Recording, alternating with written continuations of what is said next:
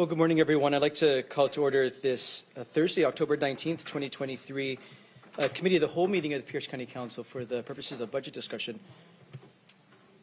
The time is 9:33 a.m. Madam Clerk, please call the roll. Thank you. Councilmember Campbell. Excused. Councilmember Kruber. Here. Councilmember Denson. Here. Councilmember Hitchin. Here. Councilmember Herrera. Here. Councilmember Morell. Excused. And Councilmember Mello. Here. You have 5 members present. We have 5 members present and a quorum. Item number 3 is approval of our agenda. This morning, we've invited in the district court and also the auditor's office to present on their budget proposals. Is there any objection to the agenda as presented? Seeing none, the agenda is approved. Before we begin and before I call on Mr. Boki to orient us, I want to remind everyone that today is, I believe across the country, certainly across Washington State, is the 2023 Shakeout Earthquake Drill. And I suspect during district court, but maybe it might be the auditor's office, you'll have the fun time of experiencing an earthquake drill. So as we know, natural disasters, we don't get heads up on natural disasters, but we do strive to prepare so that we are prepared in the event of a natural disaster, like an earthquake, which Washington State is prone to. So in case you're not aware, throughout Washington State, emergency management departments are simulating and encouraging a earthquake drill so that all of us know what to do in the event of a real emergency. So at 10:19 a.m. this morning, we will have a shakeout drill. And so it's always good to remind ourselves so that we are able to prepare in the event of a real disaster.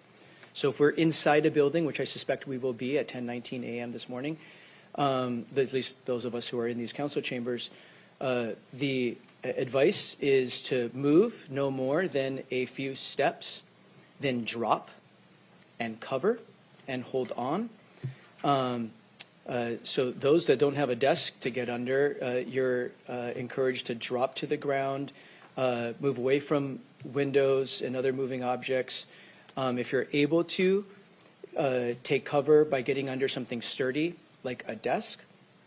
Those of us that might be up here at the dais, encouraged to get under this sturdy dais or table. You're invited to hold on until the shaking stops. We're told that they'll be simulating a drill as well, and we should be hearing sirens, the warning sirens throughout the county that you hear in the event of other natural disasters. So you're also advised to stay indoors till the shaking stops, and you are sure that it is safe to exit. In most buildings, you are safer if you stay where you are until the shaking stops. If you are outdoors, when the shaking starts, you should find a clear spot away from buildings, trees, streetlights, and power lines. If you're outside, you're advised to drop, cover, and hold on and stay there until the shaking stops. If you're driving, you're advised to pull over to a clear location, stop, and stay there with your seatbelt fastened until the shaking stops. And then advised to proceed with caution and avoid bridges or ramps as they might have been damaged during the earthquake. So again, everyone in Washington State is encouraged at 10:19 a.m. to practice what happens in the event of a real life earthquake, because we never know when they might happen. And we will participate doing that practice here so that we can be prepared in the event of a real emergency as we strive to keep everybody very safe here in Pierce County. There might be a selfie or two in order to help our Department of Emergency Management know that we take this seriously, this preparation seriously, and help others educate themselves about what to do in the event of an earthquake. So thank you for participating in that. Again, we take emergency management preparation very seriously. That does bring us to item 4, the District Court's 2024-2025 budget presentation. Mr. Boki to help me introduce. Thank you, Chair Mello. This morning we start off with the District Court. In the budget book, they are under the legal judicial tab, and that's section 8, page 9, and that's where that begins. They're also on the decision packet on the general fund side on the top of, I have it on the top of page 2. And with that, you should have the packets in front of you that they've provided or on your computer. And with that, we can begin. Thank you. Thank you. I'd like to invite up Presiding Judge Kevin McCann to the podium to begin this presentation. Judge McCann, welcome. Thank you, Chair Mello. I appreciate the warning about the shakeout drill at 10:19. It will be my focus and goal to be done before that happens. I want to thank the council for inviting us here this morning to address you and for your historic support of our court and our commitment to public service. It hasn't gone without notice the support you offered our court in our endeavor to provide public safety measures and to pursue development of therapeutic court programs, which is a clear need for this community. So I want to thank you in advance for that, and thank you for the opportunity to address you today. Next slide, please. So in the template that we were provided, the first opportunity is to acknowledge the council's budget priorities. And I was excited to see that of the priorities identified by the council, we share 2 of those as priorities for our court. And those are public safety and behavioral health systems and substance use disorder. It's clear from the constituents and the citizens in this county that those are priorities for the members of this community as well. And we know that for a variety of reasons, and one of which was illustrated. I was actually in your lobby waiting to see one of the council members last week, earlier this week, and I found a copy of the executive's biennial budget summary. And on the very opening page, in paragraph 2, he says, "The top concern of county residents was public safety, as our region and our nation have witnessed an alarming rise in lawlessness." As a citizen of Pierce County who lives here, I concur with that. The study that the executive endorsed, asking our community members how they felt about it, is consistent with my beliefs. We have seen a rise in lawlessness, and it's illustrated by my professional interactions. I see it in my courtroom. And we all see it. And so it goes without saying that that is a problem, and it's right for our community to be concerned about it, because I'm proud of where we live. I've seen so many studies over the recent months and years that Pierce County is one of the best places in this country to live. I'm just surprised how often, I shouldn't be surprised, but I'm proud of that. It really is viewed as one of the best places in the country to live, top 5, very frequently. But if we don't address public safety, then it will no longer be that. And so it's important that we focus on that, and that's the focus of our court. What's interesting to note is the executive does seem to focus a great percentage of his attention on the felony crime level, and I think that's a bit of a short-sighted approach because crime occurs at all levels in this community, including the types of cases that we see in Pierce County District Court. We're obviously a court of limited jurisdiction. What that means are the crimes that we see are punishable by up to a year in jail. Those are gross misdemeanor offenses. But those are the types of cases that most citizens are victims of more often than a violent felony offense. And so for those offenses to be neglected and ignored is really a disservice to our citizens. Next slide, please. So the next slide is the organizational chart for our office, and you can see at the bottom there it indicates there are a total of 109 full-time employees with our court. Under the executive's proposal, he was asking us to cut 9 full-time employees. That would take us down to 100. It's important to note that of the 109 current full-time employees with our court, 16 of them are essentially untouchable. These are judicial officers and their accompanying judicial assistants. So that's 16 employees that really can't be impacted by the budget. They're funded and they must be funded. So you're looking at 94 positions available for budget cuts. And so when the executive asked to cut 9, you're looking at almost 10% cut in our workforce. We've done a pretty extensive study of the proposal, and I'll get into that in further detail, but we're proposing something short of that, but it would still amount to about a 7% cut in our workforce, which is significant. That's something that doesn't go unnoticed by anybody. Next slide, please. So this is the divisions and function areas of Pierce County District Court. I want to first kind of contrast what we do versus Superior Court, because people kind of sometimes look at the courts as one and the same. They just handle slightly different things. The way we're organized is dramatically different than Superior Court. They have a separate clerk's department. They don't have a probation department. We do it all under one umbrella. And so our court, our probation, our finance, our clerk's office all operate under one budget, under one line item. So we're very diverse in what we do. We break it down into the judicial, administrative, court operations, finance administration, probation, and IT solutions. Every one of those are under one umbrella, and it's very diverse, and that's why you see 109 employees. But we function quite well, and I think it's important that we remain in that intact system. I just want to kind of boast a little bit about one branch without neglecting or ignoring the value of each one of our divisions. Our probation department is unique. It's not every court of limited jurisdiction has a probation department. We're very blessed and fortunate that we do have one. And we're blessed and fortunate to have a leader, Dom Hardeman, who has great vision with our probation department. And over the nearly 3 decades that I've worked in this courthouse in various aspects of the criminal justice system, I've seen this dramatic evolution of our probation and how it handles justice-involved individuals. It's no longer a system where somebody's put on probation and that person monitors their compliance with conditions such as law-abiding behavior, and when they're out of compliance, they send a report to the court asking the court to impose jail time. That was kind of the traditional model of probation, just to keep the thumb over somebody, make sure, do it or else. But we've really evolved in the sense that we figured there's a better opportunity to see success, and that is to look at identifying what is the source of the problem. You know, how can we change this behavior? How can we reduce recidivism? And so that's the effort of our probation department. And we've done great things like exploring different treatment modules that can help people change their behavior. We've looked at different ways where we can provide alternatives to incarceration, such as work crew and day reporting, keeping people out of the jail and providing back to the community. We looked at different ways to serve the community, even for non-justice involved people. We've developed the Court Resource Center.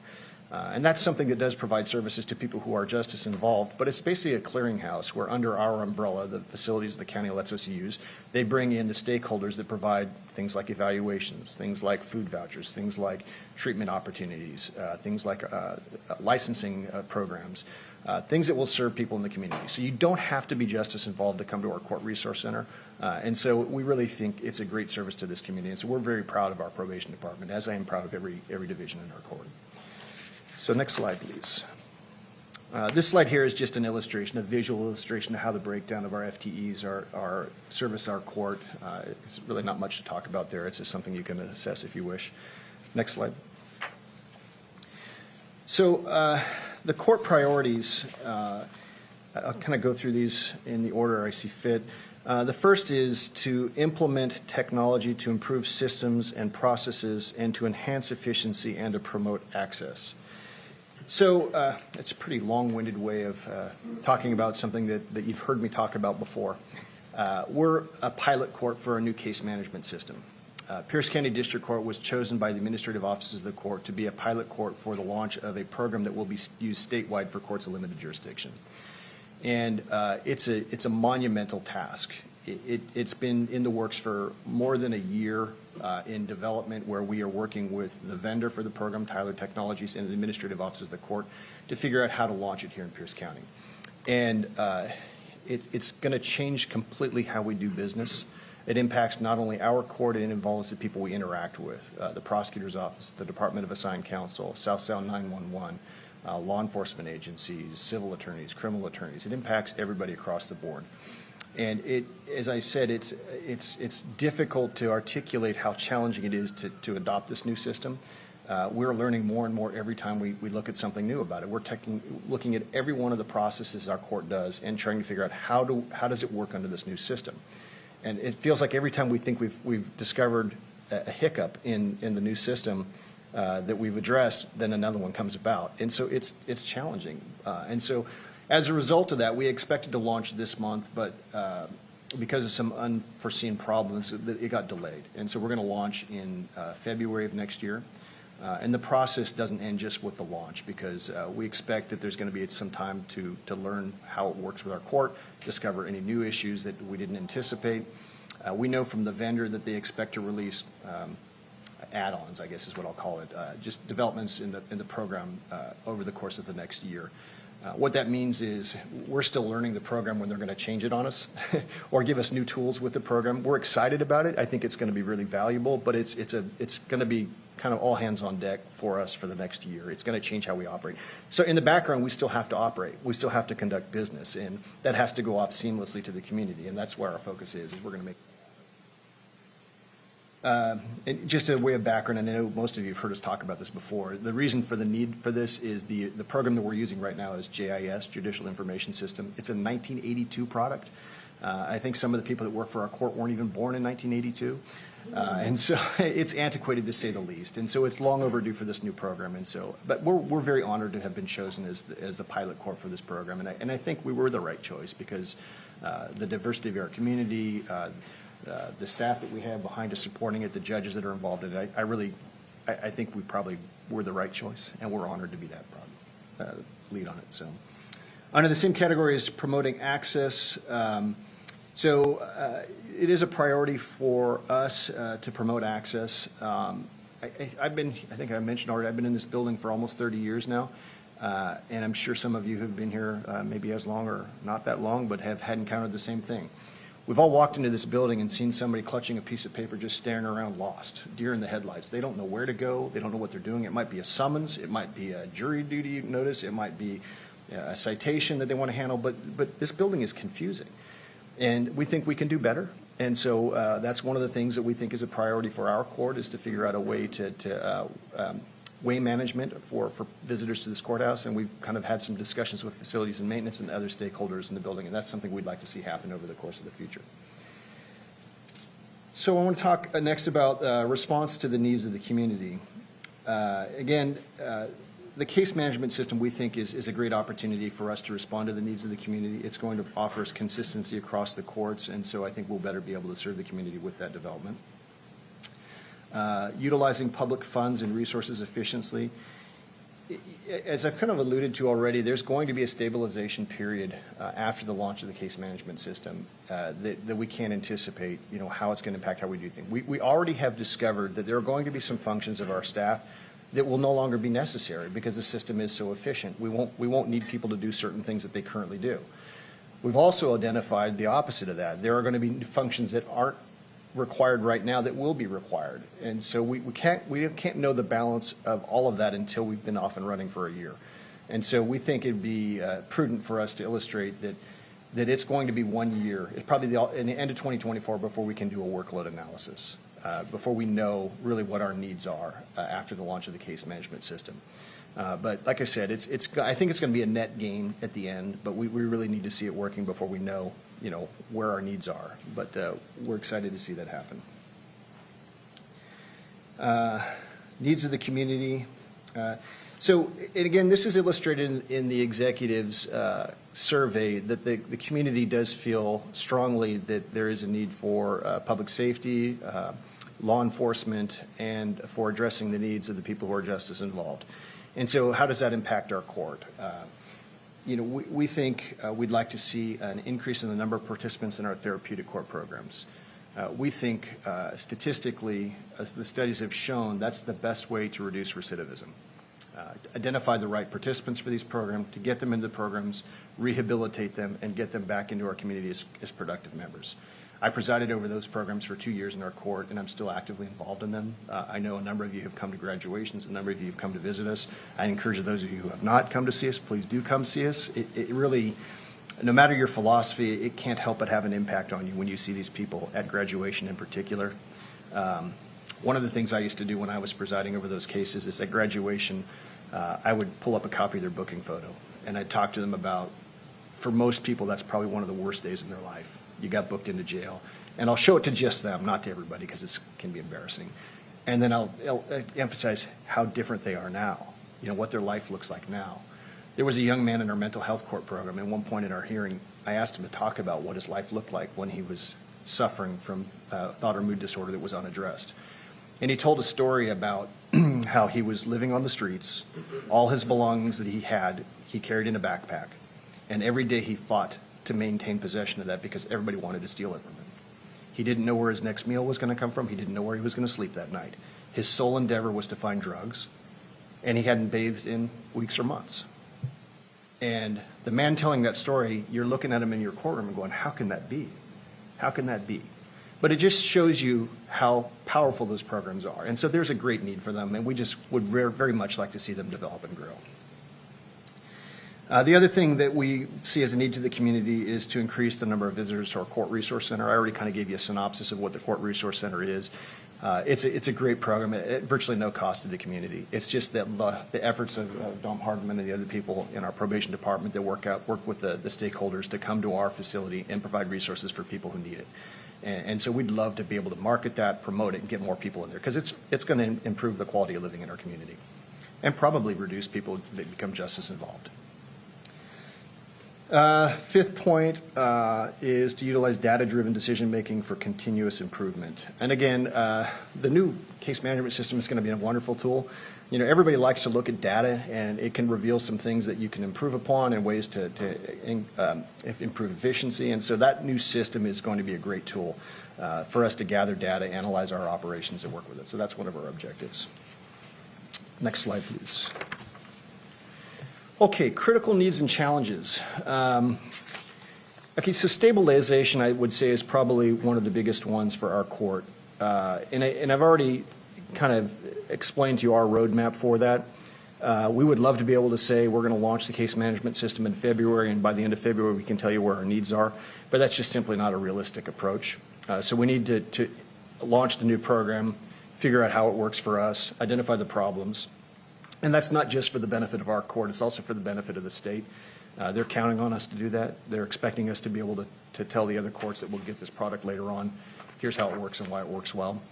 So we feel that the responsible thing to do is to let that process play out, and at the end of the 2024, then in that region, do a workload analysis at that point. So that's a stabilization projection for us, as we think by the end of 2024 we'll do that. The Justice Center, this is something, again, as long as I've been in this building, I've heard talk of what's now a reality, which is moving non-justice partners out of the building, the executive, the county council, and leaving only behind the courts, the prosecution, law enforcement, and the public defender's office. It almost felt like that was never going to happen, and so it's kind of one of those pinch me, is this really true kind of thing. But we're excited for it. It's not that we don't like seeing you guys in the elevator. I actually enjoy all of you. But I think it will serve the public better to have separate facilities. And with that comes an opportunity for us to improve on our space. And there's a great need for it. I've been occupying the court on the 9th floor for several years now. And when I was a brand new lawyer out of law school, that was my first assignment, as one of those courtrooms here on the 9th floor. I tried cases in front of John McCarthy or Tom Larkin back in the day. But those courts haven't changed at all in that time. 29 years ago, it hadn't changed a bit. Maybe some new carpet, but that's it. It's long overdue. And long overdue not just on the aesthetics part, but technology and on safety. There are some serious needs for improvement of our facilities for safety. I can tell you right now, my judicial assistant sits within 5 feet of a defendant. And every now and then you get people in our court who are unstable, or who are angry. And I don't feel that my judicial assistant's safe. The prosecutor and the defense attorney sit at a table that's probably a quarter the size of your table here. They're sitting that close to each other. Again, it's not safe. And so it's time for a change. And we're really pleased with the fact that this opportunity presents, where there's space in this building, and we would likely benefit from that. So we're very pleased about that. Parking is another one of our critical needs. Currently, 109 employees, full-time employees with our court. There is not adequate parking for all of them allocated to them, and so we find staff members parking on the street where they can find it. I can tell you over the years that I've been presiding, I've learned of a number of occasions where employees have been victims of crime. They've come out and found their car was stolen. They've come out and found that their window was broken and their car was items taken from their car. Vandalized, just malicious damage to their vehicle. I had one staff member who came out and interrupted a vehicle prowling process. So there's a real concern with safety of our staff members, and we think parking should be a nice emphasis that we would love to see happen. So the last item on critical needs is responsive to the needs of the community. So the community's concerns have been expressed loud and clear in a number of fashions. I think that the executive's survey is probably the best illustration of that. In his survey, it indicated that 73% of the people surveyed placed public safety and crime prevention as their number one priority. Unfortunately, the executive's budget focuses only on felony crimes. His own survey reveals that our citizens are impacted by misdemeanor offenses just as well as felony offenses. The comment section in his survey, citizens cite to frustration with crimes like theft, shoplifting, drug possession, malicious mischief, and violent offenses. These are the exact type of cases that are handled in misdemeanor level district court. I can only tell you anecdotally, I love living here, but my car window's been broken twice in the last 2 years. I don't leave anything of value in my car, but they still felt the need to check it out anyway. So my window gets broken for them to take a first aid kit out of the cubby. Frustrating, but those are the types of cases that the average citizen faces as victims, and those are the types of cases that the executive has indicated aren't worthy of focus in this budget. It's disappointing. Prosecutor Rubnett spoke with you last week, and she acknowledged the importance of misdemeanor crimes. She told you that DUI and DV offenses have the highest potential for lethality. Those are the cases that we handle in district court. So your own prosecutor has told you that it is important not to ignore the types of cases we handle in district court. So the community sentiments are not reflective in the data captured in the budget book. It would appear in looking at the budget book that misdemeanor crimes, if you were to accept the data as a true reflection of what's going on in this community, that misdemeanor crimes are down 50% in the last 3 years. Because the budget book reflects that prior to 2019, the number of referrals for criminal misdemeanor offenses to the district court was around 11,000. Versus if you look at the numbers now, it's only hovering around 5,000. So if you were to accept that data as true, that would suggest to you that crime at the misdemeanor level is down 50% in this community over the last 3 years. That's just simply not true. I mean, we all know that. I can't point to data to tell you that, but we all live in this community. The executive's survey tells you that, and all of you have probably interacted with people who are victims of misdemeanor crimes. It's implausible and not credible to conclude that crime is down 50%. So there's something else to explain that. If you look at the same statistical numbers in the budget book for felony offenses, it would show that there's a decrease in 20%. I suspect that number is not accurate either, but there's a disparity between referrals and charges at felony level versus district court level, that there's a greater drop in misdemeanors than felonies, and I suggest that that's not true. There appears to be a shift in focus from the prosecutor's office on management of misdemeanor prosecution. The percentage of cases referred to the prosecutor's office that resulted in criminal charges dropped dramatically from after 2019. In 2022, 60% of the cases referred to the prosecutor's office for consideration of charges resulted in NCF, no charges filed. So 60% of the cases that were sent by law enforcement, investigated, and a report written, submitted for charges, resulted in no charges being filed. That means only 40% of the cases they reviewed and screened resulted in a criminal charge. That's a dramatic shift in difference from the history of that same data that you would look at. And it started at about 2019. So historically, the percentage of cases that were NCF'd was around 30%. That meant 70% of the cases were charged. The same is not true with felony referrals.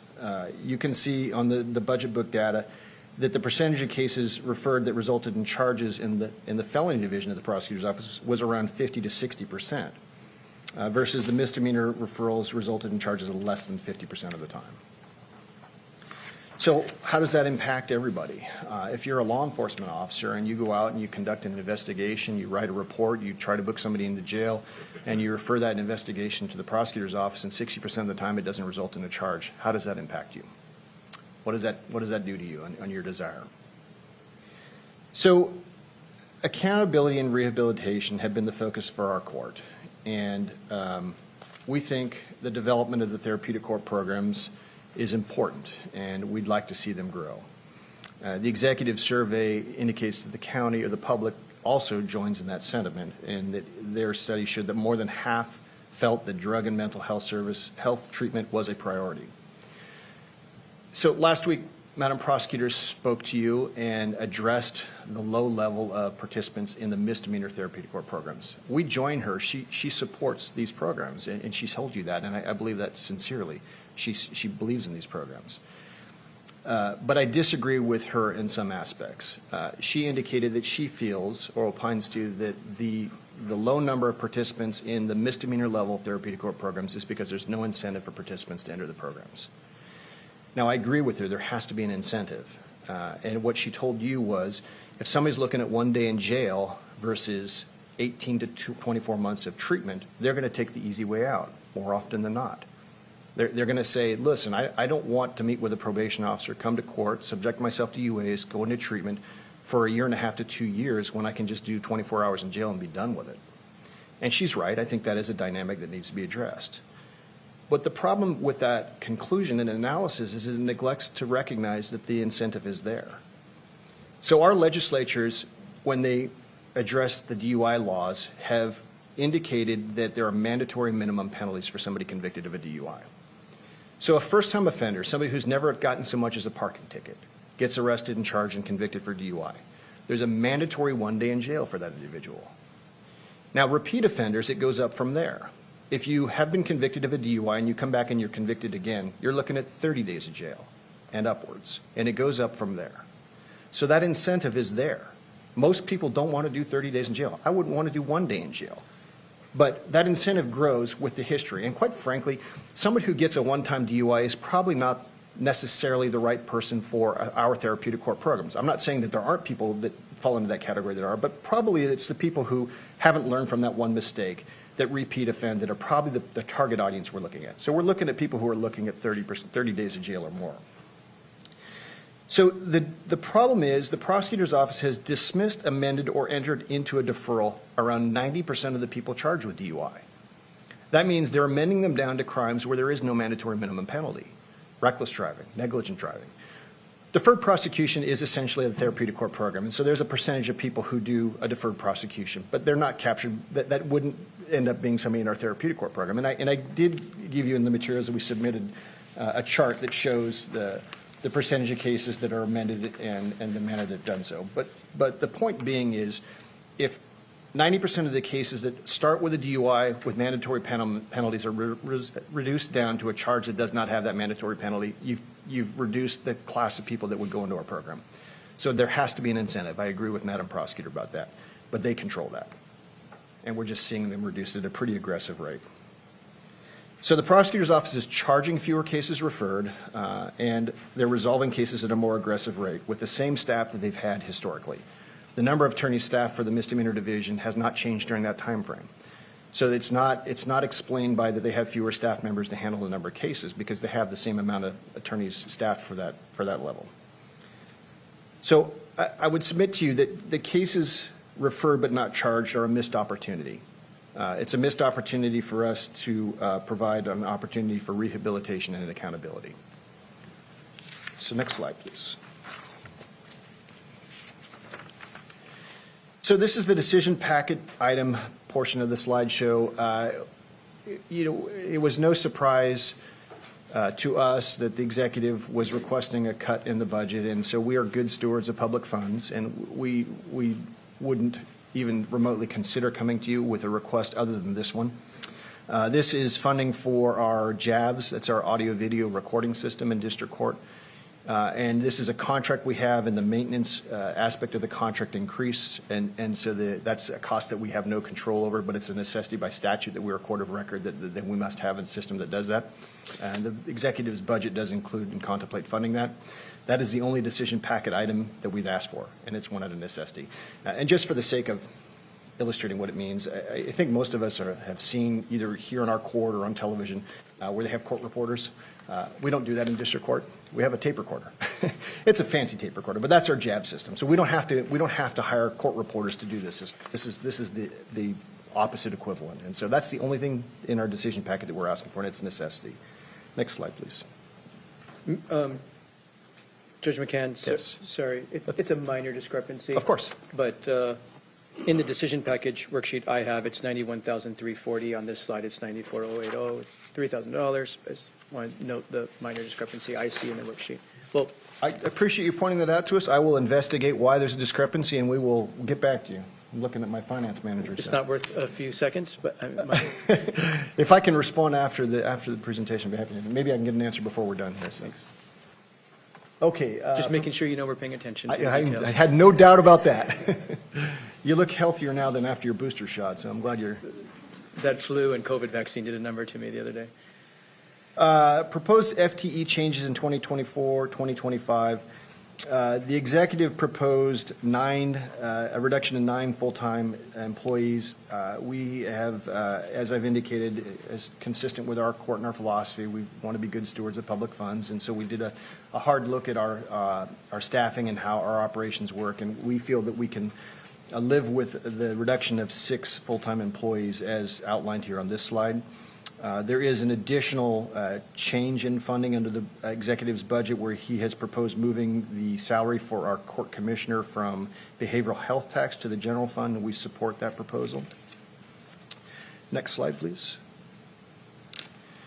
ARPA activities, the only thing under this category is the Pathways program. That was funded in the previous budget, but the money wasn't spent, and it has, as I understand, been moved over to 2025. It's an exciting program, and again, it's something that Dom Hardiman worked aggressively on a very short notice to make a reality. Just in a nutshell, and I probably won't do it the justice that it deserves, but it's a program that it contemplates a release from custody plan for people arrested, helping them so that they're not just released and they walk over to McDonald's and then fall back into their old behavior. They look at the needs to find housing and so forth. And so the program is designed to capture people at their moment where they're probably most likely to relapse back into criminal behavior. And so it's a good program. Again, I'm giving it a very, very cursory and probably a poor summary. If you have any questions about it, Dom is here. Questions? Judge McCann is going to pause to make sure we're following along. We have had extensive discussion with this with Mr. Hardiman and our Public Safety Committee and study sessions here in approving this in a supplemental. Mr. Boki, this is found under essential government services under ARPA, or?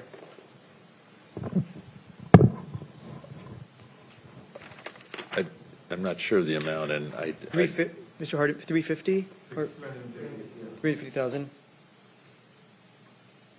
I see it. Community Transition Services, Pretrial Pathways. It's under Community Response and Resiliency yeah, section. it's up top there under, yeah, exactly. It's not in the essential government services. It is in there, and it is for $350,000 for the next biennium.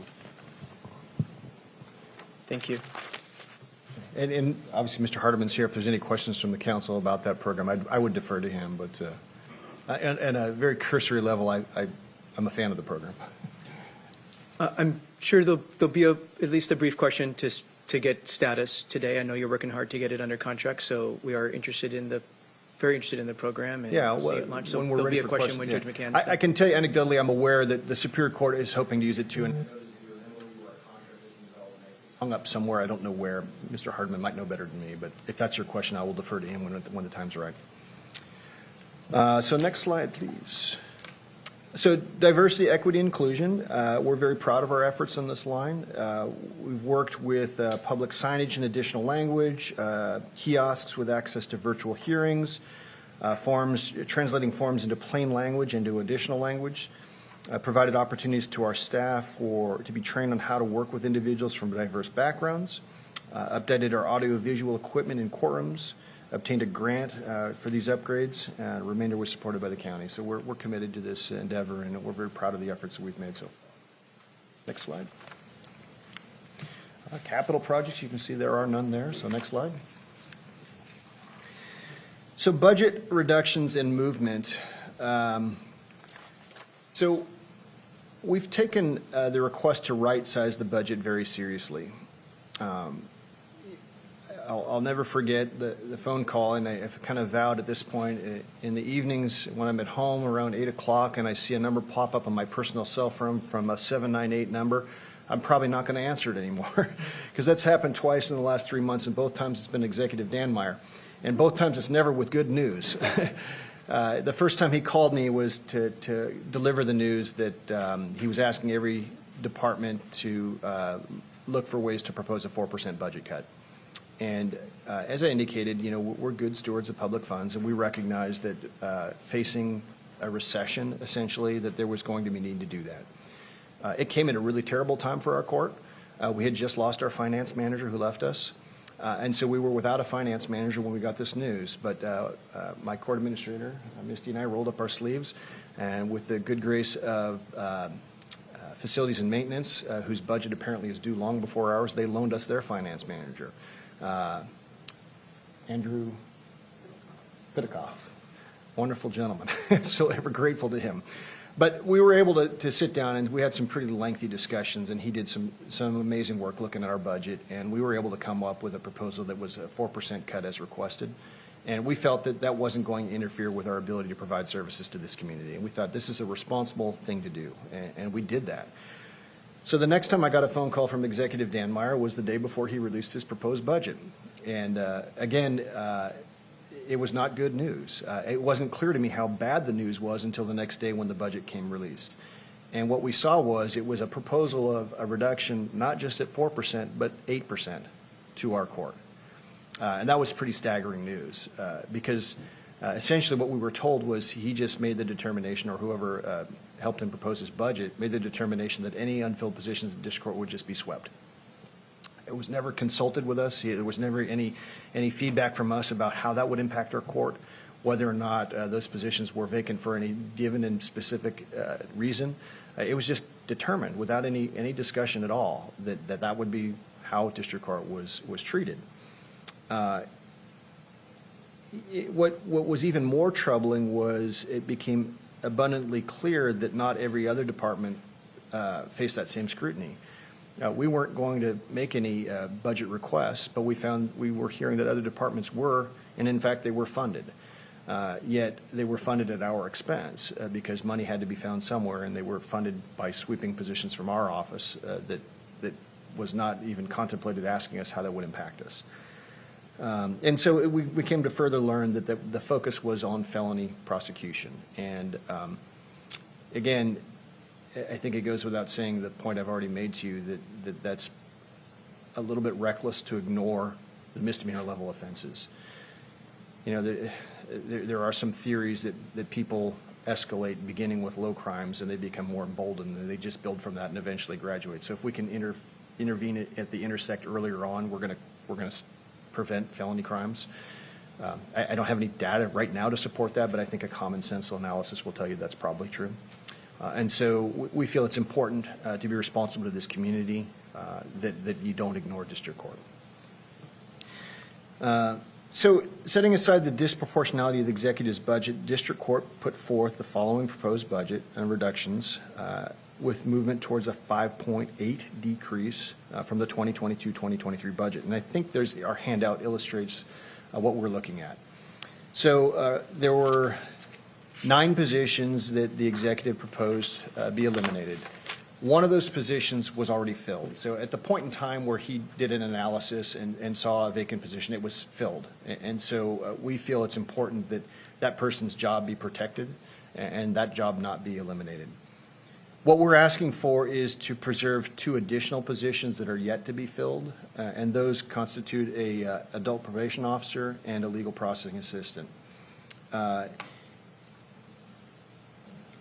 So the analysis is this, and we've talked about this a little bit in this presentation up till now, is there's a tremendous amount of uncertainty in the future of district court.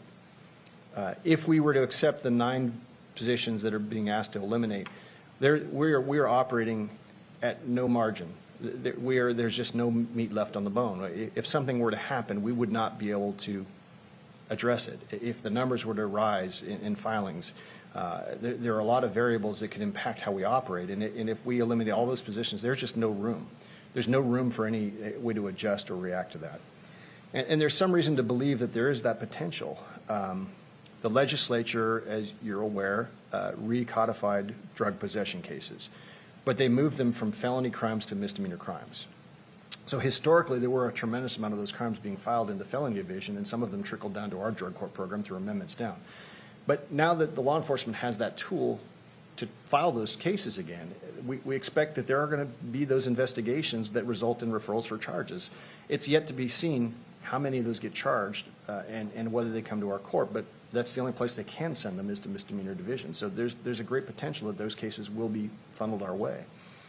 I submit to you that the data that I just looked at and shared with you about the budget books about referrals and charges is an anomaly. I think that's going to right itself. I still believe that crime isn't down 50% in our community at the misdemeanor level. I believe the sheriff's department is hiring aggressively new patrol deputies, and I think we're going to see a number of cases. Are we getting close? Oh, we are. I've missed my opportunity. I don't know if there's any room in that podium, Judge. Well, I know there's no room over there with Jair. So we're being asked to make some major staffing decisions when we're in the middle of a flux with the launch of the case management system. We can't determine our true case workload at this point, but we're willing to give up those 6 positions, and we're just asking that you allow us the flexibility to keep 2 positions in case they become necessary. We are not going to fill those positions unless we determine they are necessary. And that analysis is probably likely to happen towards the end of 2024, unless something happens in the interim where we decide, oh, wow, we need to fill that position now. There is one position that we do agree with in the executive's budget proposal, and that's moving the funding for our court commissioner from therapeutic court to general funding. Given what I've just talked to you about how lean our court will operate, having some flexibility is helpful. And allowing the commissioner to serve in a more broad function to our court gives us that flexibility because then we have more ability to move players around and adjust to the needs of the court. And again, only 10% of the filings in misdemeanor division are criminal, which means 90% of what are filed with our court are civil in nature.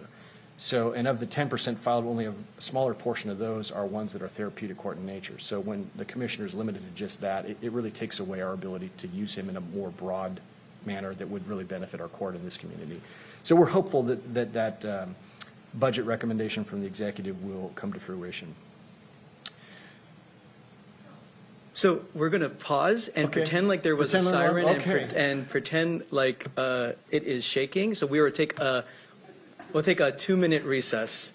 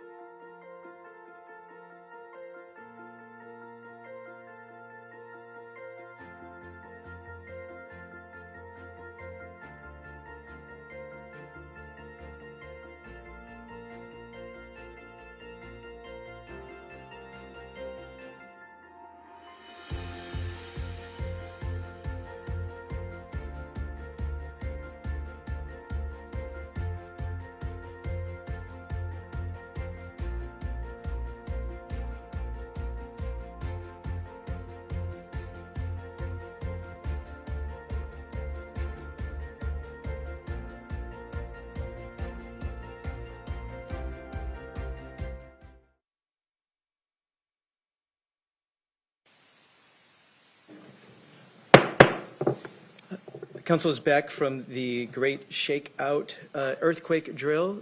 In all seriousness, thank you everyone for taking part. It's really important that we practice because in the moment of a crisis or a natural disaster, we have to trust our instincts and our training in order to keep ourselves safe. And it's hard to remember when you don't do it often. So it might be awkward, but thank you for participating in the drill so that we can remember how to keep each other safe.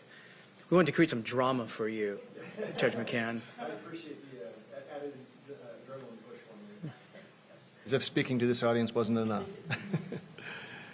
You were in the middle of explaining your budget reductions and the impacts to your budget reductions and what your request to the council is to restore positions if budget allows. Thank you. And I think I was beyond the middle of it. I think I was close to wrapping that up.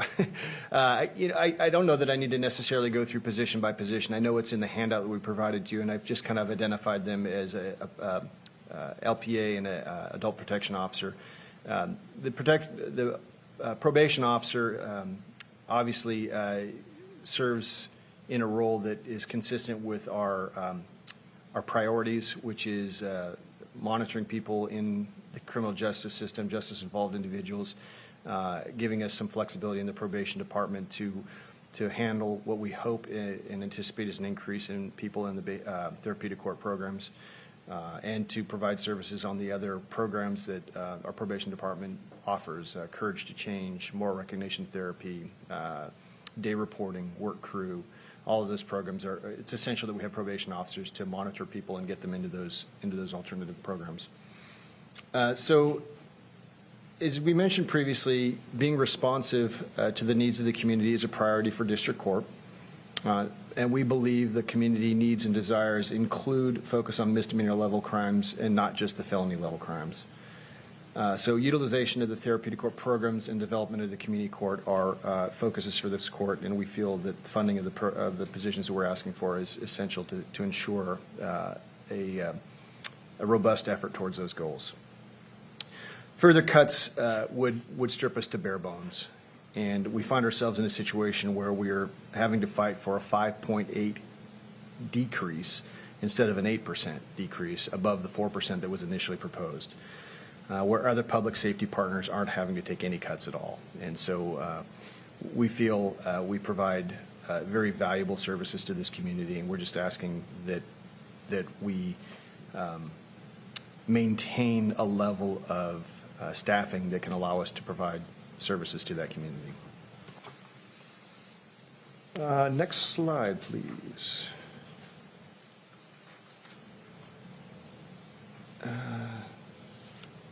Okay, these were positions that were funded previously but not filled. I don't know that there's much need to comment on those. We obviously didn't feel the need to fill those and wouldn't have expended public funds on positions that weren't necessary. And I think that's it for the slides. So with that, I will invite any questions. Thank you, Judge McCann. Thank you for your presentation and for all the work that you and the hardworking team at District Court do on the public's behalf. Are there questions by council members? We'll begin with Councilmember Hitchin. Thank you, Chair, and thank you for coming up and sharing what you've presented to us, and really kind of, I think there's a lot of energy, Judge McCann, around how do we get in front of this. And I don't think you're wrong in the perceptions around crime, and we continue to try and find ways to interrupt the process, and I like the idea around getting at it earlier. Until you really called it out in a budget slide, hadn't kind of caught the theme of moving towards the felony end. So thank you for calling it out for what it is.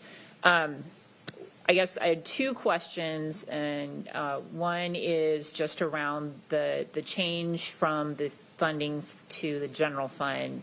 I'm assuming is what I read was more flexibility, is the idea that this new funding source would mean they're not tied to the therapeutic courts, the behavioral health courts, those kinds of things. Is that Correct. the goal of shifting that? Exactly. Right now, because the funding source is the behavioral health tax, then the role of the commissioner is limited to just those. And it's a valuable role, and he's really done an exceptional job of covering hearings in the therapeutic court, but he's been working behind the scenes, something that wouldn't be recognizable to anybody that's outside of our court, on development of new programs. He's in fact, as of right now, he's at a training session up at CTAC, I think. But he's communicating with other courts in our state and nationwide about how the modules work, how they can work with our community. He's doing a data analysis. We ended up hiring a young man who has a law degree and a master's in business administration from UW's Foster School of Business. Remarkable background, so he's really good at data analysis as well as being a lawyer. Has good trial experience, and so that confluence of skills is really good. I'm impressed with him every day about how he's able to look at data and show, like, here's this opportunity and here's why we should be doing these things. But he's working hard to develop these programs. And so right now, no problem filling a full-time job with him. And we would continue to find ways to keep him busy. But if he's funded under general fund, it really gives us a tremendous amount of opportunity to expand what we do and more flexibility. And the flexibility is the thing I want to emphasize the most right now. Like I said, we're being cut to the there's nothing left. I mean, we're down to bare bones, and offering any flexibility in how we operate is going to give us some comfort. And so being able to have him cover in various areas to free up other, judges are tied to judicial assistant and staff members. And so, just being able to move the puzzle pieces around is something that would just allow us to sleep better. No better way to put it than that. So. Okay, thank you. And then my second question is around probation. It may just be I don't understand or know. So people that go through felony court don't ever serve probation? So it's different. So if you're convicted of a felony, you're under the Department of Corrections. And it's been a while since I prosecuted felony cases, but it used to be you would have a community custody range, which means after you serve your time in prison, you would be under community custody. So they would appoint a probation officer from the Department of Corrections. But it really kind of goes back to the old module that I talked about prior to Mr. Hardiman taking over our probation department, where it was really just keeping a thumb on people. I don't think they had anywhere close to the resources that we have as far as helping people rehabilitate. And I don't know if there's anything further you want to add to that, Don. Come on.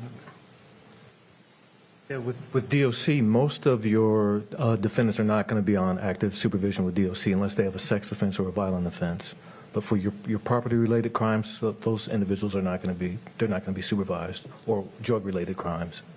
Okay, thank you. That's helpful. I continue to wonder about changing behaviors, and even though we would hope that serving time is the thing that makes you change your behavior, considering the data, I'm going to say that's not working. So I think I continue to wonder how we can do better around probation and supervision and supportive services after somebody has done their time, gone through your courtrooms, that we can continue to provide some kind of support to help keep them on a path that keeps them from returning to us. It's Right. really the end goal for me, at least, and I assume everybody else. So I probably should share with the council, we get these emails periodically from our probation division, success stories, and every now and then a voicemail, and they're just uplifting. People who have come back and they've been gone for a number of years, and they call back and say, hey, I just want to call and thank you. You changed my life. I was at a rock bottom, and because of your probation department, I got my license. I got a job. I found housing. I did this, and here's where I'm at now. We get those emails, I'm half a dozen times or more a year, and it just inspires you to know that we can make a difference. And really, that's the objective. I would love for us all in the criminal justice system to be unemployed because nobody commits crime. I'd find something else to do. But that's just never going to be reality. But we can make a difference for some. And that's, the probation department does a risk assessment. And that's one of the first things they do. And that it kind of identifies the needs of the individual. What's missing in their life? Do they need a mental health evaluation? Do they need a substance use disorder evaluation? How do we address that? Maybe it's just basic needs. Maybe it's just you're just in a dire situation where you don't have housing and you're living on the street, and nobody wants to hire you because you come in and you look disheveled and you haven't bathed in a week. Nobody wants to offer you a job. So we can fix those problems. And quite frankly, it's a good segue. Our community court is just that type of program. It serves people who aren't necessarily eligible for a mental health court or drug court program, just people who find themselves in a situation where they just need some help. And they got caught shoplifting diapers. It's like, okay, this is not, you're not doing it to support your drug habit. You're doing it because you've got a child that needs a clean diaper. And it's sad. And so, we'd love to expend our efforts to see those problems solved just at a human level. And so, yeah, our probation department is, unparalleled. I mean, it's unique to the Superior Court felony matter, and it's different than any model across the state. We are the envy of most courts of limited jurisdiction. We really are. okay. Thank you. And then as far as the community court, can you just remind us the different therapeutic courts that are offered through Sure. district court. So let me just start with kind of the umbrella, therapeutic courts in general. And so, all of the programs that we have fall under that umbrella. And so we have the Veterans Treatment Court program. People who have served our country and seen combat more than likely have seen combat, but for whatever reason, they probably suffer from some sort of thought or mood disorder like PTSD. A lot of them self-medicate by using alcohol. And so we've decided that it's appropriate to treat them differently because the manifestation of their problem is serving our country, and I think it's fair to give them a different opportunity and path. So people who have served and suffer from some sort of disorder that resulted in criminal behavior, we treat them differently. And so that's our Veterans Treatment Court program. And it can be a couple of different, we do evaluations at the front end of that, and it could be mental health disorder, and it could be a substance use disorder, and very often those things are tied together.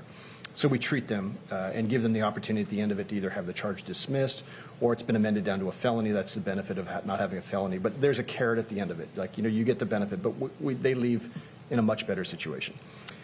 We also have the mental health court program. That's relatively new. It celebrated the 1-year anniversary this last May. And these are people who are diagnosed with a thought or mood disorder that interferes with their ability to maintain crime-free behavior.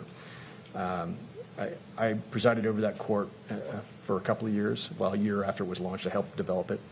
And the type of participants we see in there were primarily people who were initially charged with a felony that were dropped down. And these are people who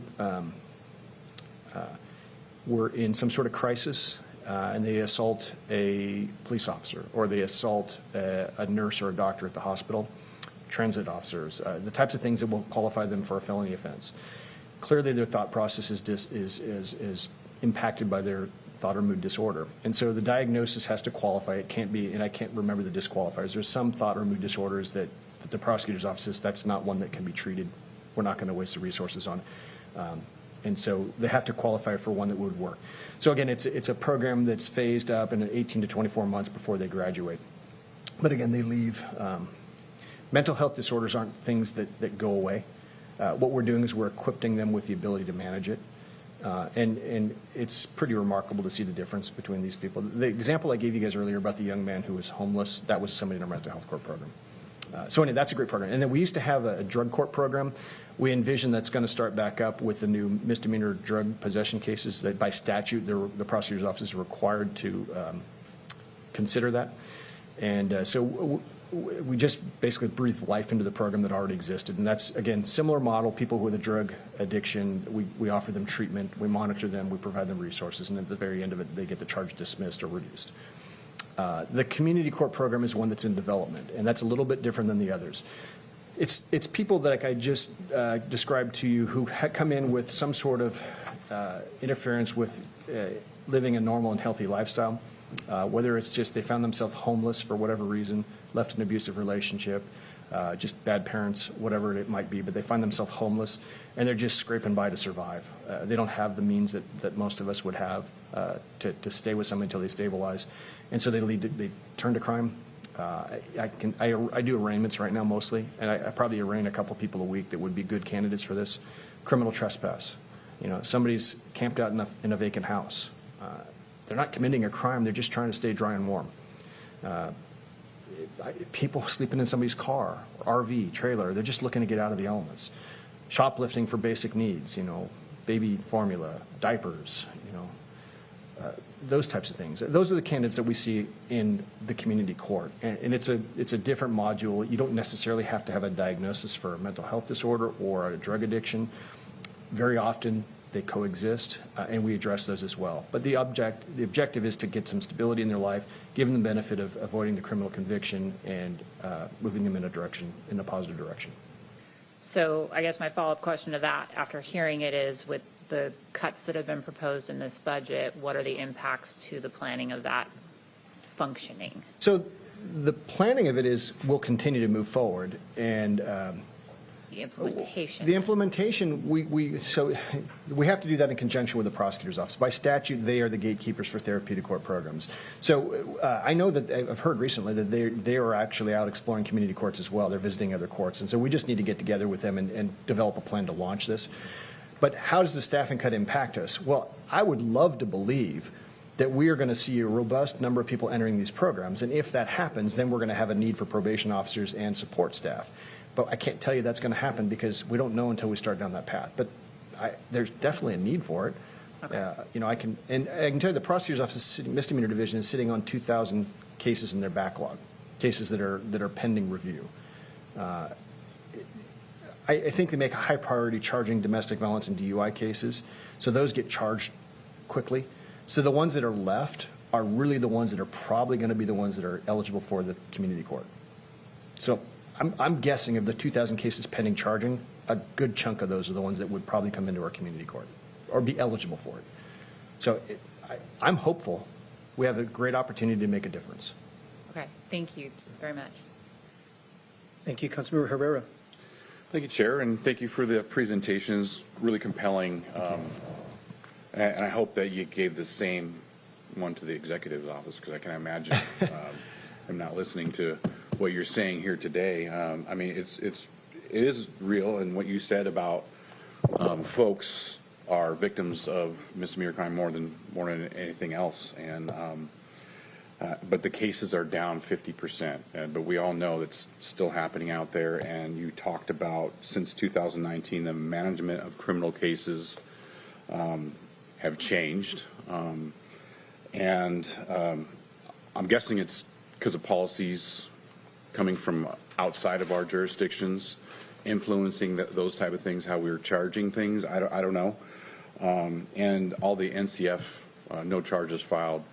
As a police officer before, I absolutely understand boots on the ground when you put all that time in and you get NCF'd and you really don't even know what you did wrong or anything like that. So that, and then the compounding of the low officers out there, we don't have time to be dealing with misdemeanors because we got 20 calls of really hard crimes. So this is where we're at, and some people will say that it is policies down in Olympia that's changing how we handle misdemeanors or not handling them, and people are saying that times have changed. And here we are, and we're dealing with this, and it's unfortunate, I think, in this, and because, like you said, we all know that we want to kind of like get them at the misdemeanors, because someone doesn't wake up one day to rob a store with a gun. It's usually started somewhere at the misdemeanor level. I've also gotten from people who went through probation and stuff like that and said, thank you for having me go through the process. And those are very important processes, but we got to get them in the system. Right.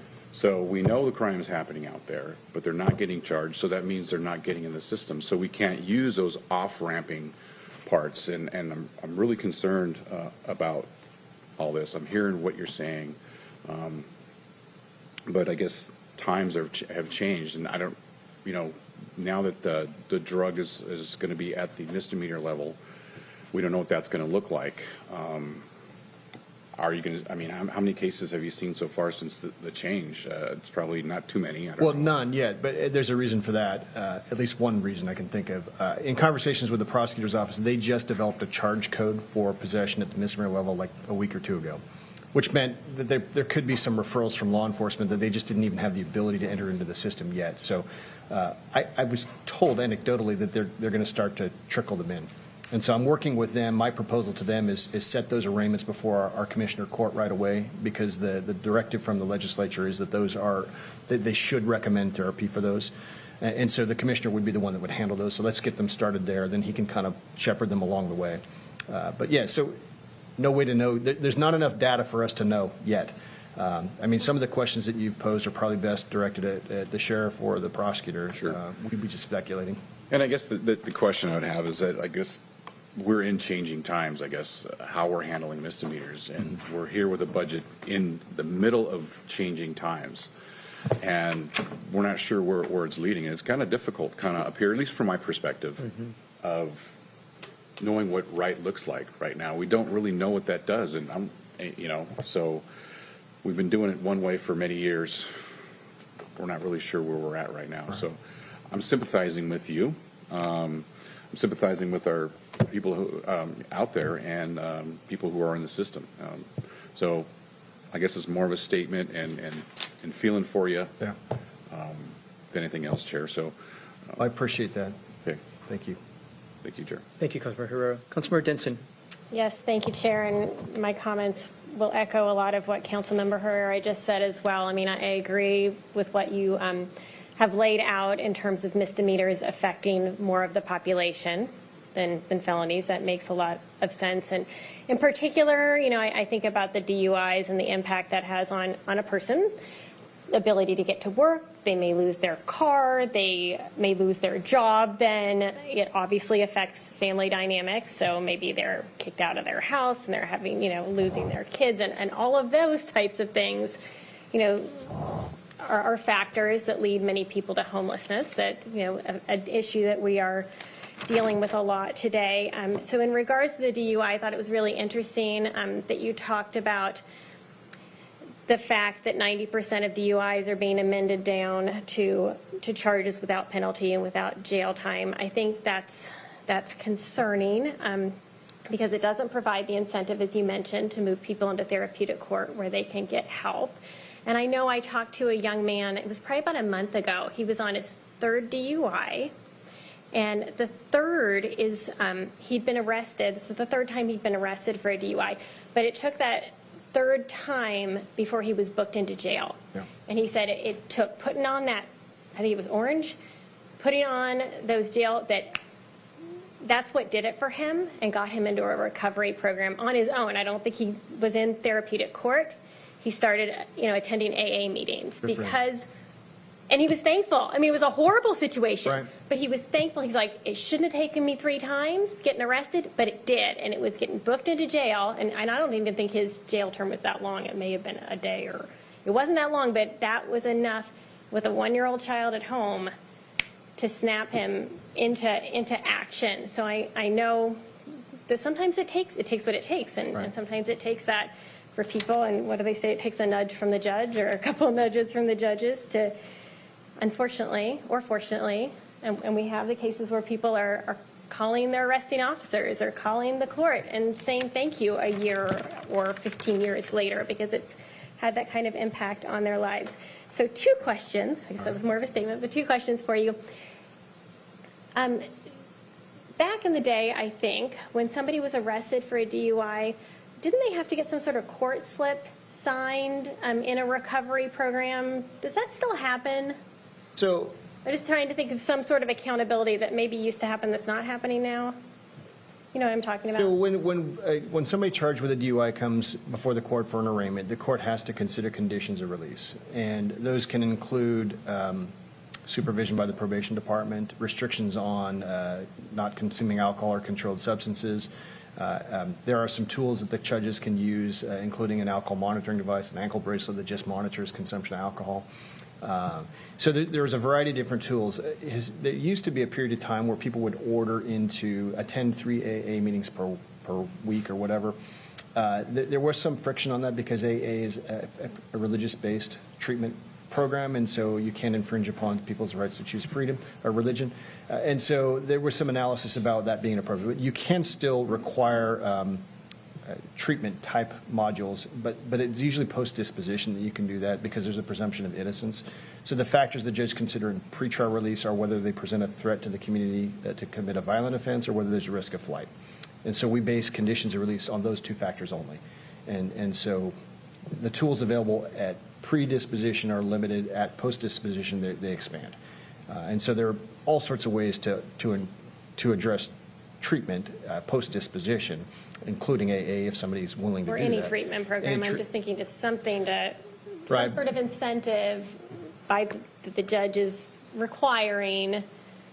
Yeah, so for me anyway, Right. my primary objective is to protect the citizens of this community from somebody who's drinking and driving. And so our jail is filled to the brim with people who are pending a murder trial or whatever. So it's kind of a last resort to take them into custody. But there are some people who are such a threat, they're on their 6th DUI, that I'm going to set bail and they're going to go into custody. But beyond that, I mean, I'm going to have our probation department supervise them and authorize them to take a UA. So the person comes in every week or whenever the probation calls them and they ask them for a UA. And they've been drinking alcohol, they bring them back to me, and then I decide, okay, you had an opportunity to stay in the community and you blew it, you're going into custody now.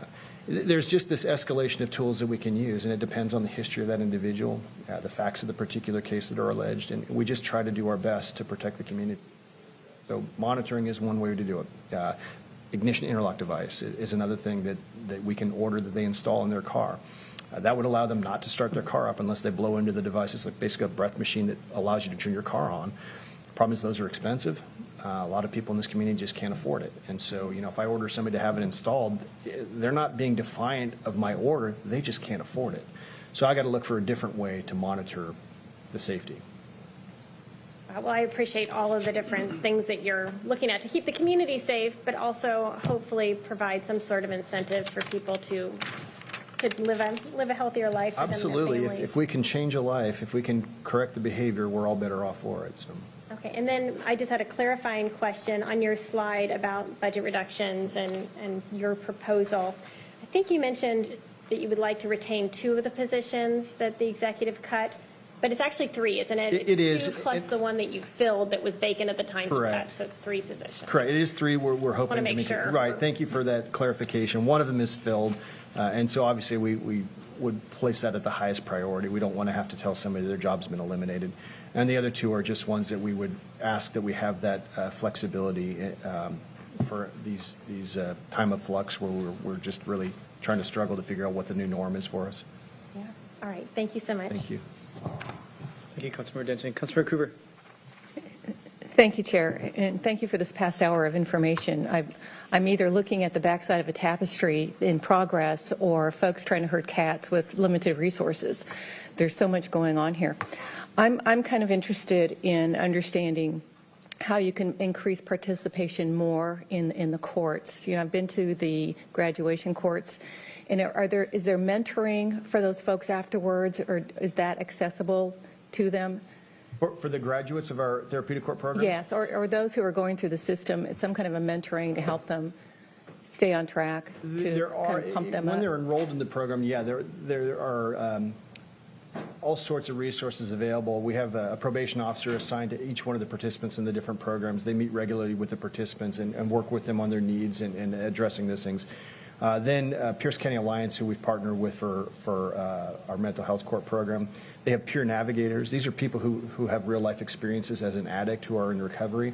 They work with the participants to kind of help them as a voice of, like, I've been there, I know what that's like, how can I help? They also have resources that they can offer transportation, bringing them to and from appointments and so forth. So in the program, there's a tremendous amount of resources to help people along the way. They're there to catch you every time you stumble. We don't expect people to not stumble. I mean, it happens. But that's what those programs are all about. Once they graduate, we try to offer them an open door, like, come back to us. Just because you graduate doesn't mean you can't come see us. If you just need a boost, and some people that do AA, they do that. They're in recovery, but they just go back to remind themselves. They go to a meeting and they just hear other people's stories. And then the doors are open. They can come sit and observe a court hearing, and we tell them we'd love to see you. Come back. Because we see these people. I mean, you really get to know them over the time they're in our program. So it doesn't end with the program, and when they're in the program, there are resources for them. And for the Veterans Court, do you coordinate anything like with the Cohen Center? With which center? The Cohen Center? I'm sorry, I'm not familiar with that. I believe it's been a very successful program for veterans, and I didn't know if maybe there wasn't some kind of connection. I've been out of that court for over a year now, and it's very likely or possible that we interact with them. But as I'm standing here today, I can't. And I have to agree. One of my biggest concerns is the non-charging of things. When I talk with folks, their biggest thing is, I was broken into, all of the misdemeanor things, and they're like, why aren't they being charged? Why aren't they being held accountable? And I don't know how to answer that. And again, that's what are the tools that you need, and that's what you're coming to us for. And then I wanted to ask a little bit more on this limitations that the state has. If you could reiterate what would be most helpful from the state or from the county to allow you to do your job better. So, limitations that they've put that if you could get rid of them, it would help. So I'm not certain I'm understanding your question. Are we talking about the budget proposal aspect? Obstacles that the state places on your ability to do your job, that restrictions that keep you from holding others accountable or the way you have to sentence, is there anything that comes to mind? If not, that's okay. Yeah, there's so many variables Okay. in how we do things. I could think of specific examples, but then you're narrowing it down to a specific case, and I think that's unfair to talk about that. Yeah, You okay. know, obviously the tools, there are things that are out of our control and things that we can control. You know, I'd love to see the sheriff's department fully staffed so that they have patrol officers in every neighborhood, making sure that we're safe and there's no crime. I'd love to see the prosecutor's office staffed to the level where they can assign one deputy to every courtroom and be ready for trials and I'd love to see the jail ready to take bookings for people who are out there. All those things I can't control, but they're variables that impact how we handle cases. Because the point you make on the little things that get by, they escalate, and in my research, it's crime that causes poverty and not the other way around. Yeah. So, okay, thank you. Thank you so much. Chair. Yeah. Thank you. I'll ask your court administrator to follow up with Mr. Bridges sometime after today to learn more about what Councilmember Krueger was mentioning, the Cohen Center. We got a very interesting presentation in the Health and Human Services Committee about this center based in Lakewood but serves county-wide soldiers and veterans in a very holistic and effective way. We many of us learned about it for the first time, and I think it should be a resource that the court should know about if they don't already. I'm intrigued by that. I'll make sure that our commissioner, who's handling our therapeutic courts, will explore that and find out more about it. Thank you very much. And Thank you for Judge those Lyman. questions. Judge, happy for you to defer my questions, I think, to your staff. I have questions about the work crew and a brief update about the pretrial services program. I that you're think trying those sound like right up Mr. Hardeman's alley, so I'll invite him up and yield to him, but I'll stand by in case there's anything I can help you with. But Thank you. Mr. Hardiman, quick update on the pretrial services contract, the program you're trying to stand up?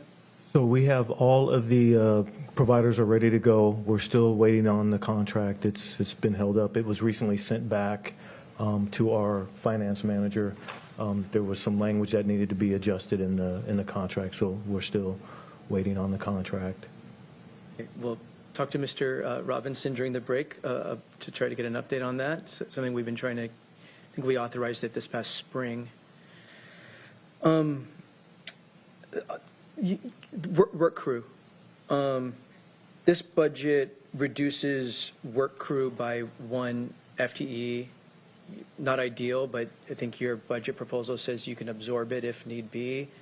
We had some discussion yesterday about more globally, this council is putting a lot of priority in increasing the attractiveness of the community, graffiti cleanup, litter cleanup, generally increasing the attractiveness of the community. The work crew through district court came up, but we are admittedly unclear about exactly what your work crew does and does not do. Can you briefly remind us what the scope of work is for the work crew? So the work crew primarily does work on county departments. We have contracts with various county departments.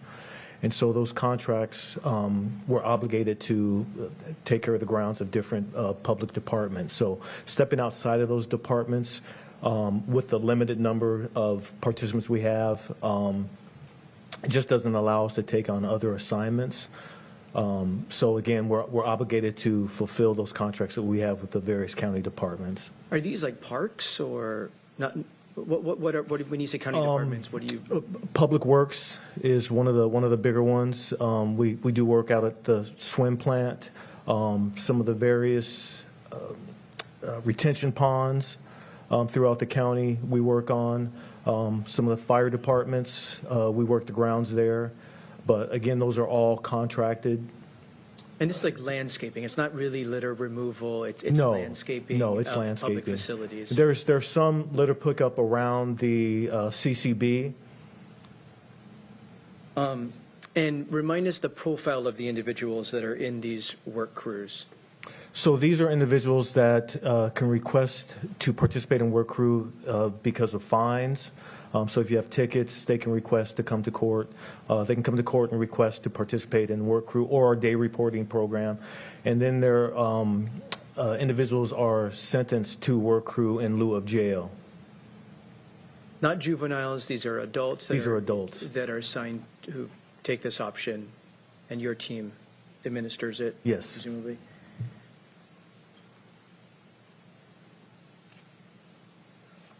Thank you. Okay. I just wanted to add, we are not seeing the volume of participants. Would love to be able to consider other assignments if we had the volume of participants we once had in the past. But again, with the filings being down, we're just not seeing that number of participants. So, Thank you for that. I wanted, again, we had a robust discussion yesterday about the community cleanup program and what staffing might be available to assist that. I wanted to connect those dots for the council as we continue that discussion. Thank you, Mr. Hardiman. Councilmember Coover.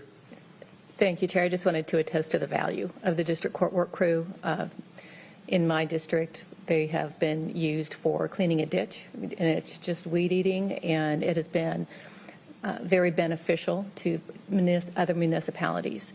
And I think it also gave them some work ethic and having to get up and be at a place at a certain time and be responsible. Those are good values to be learned from that. And I would love to see it go back to what it used to be before the virus hit. Thank you, Chair. Thank you.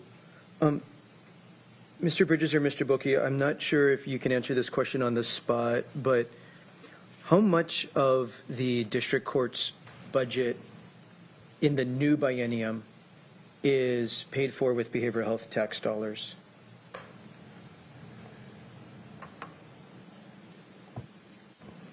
Thank you, Chair Mello. The behavioral tax dollars this time to the district court scheduled is budgeted at $889,880. That is for mental health court. That is a reduction of a little over $800,000 from the last biennium when it was $1,726,220. And do you have a clear understanding of the FTE count associated with those dollars? Or do we need to get more information from finance? Not offhand, no, I don't have it. I'll ask for a clear accounting for the FTEs, their functions associated with behavioral health tax dollars.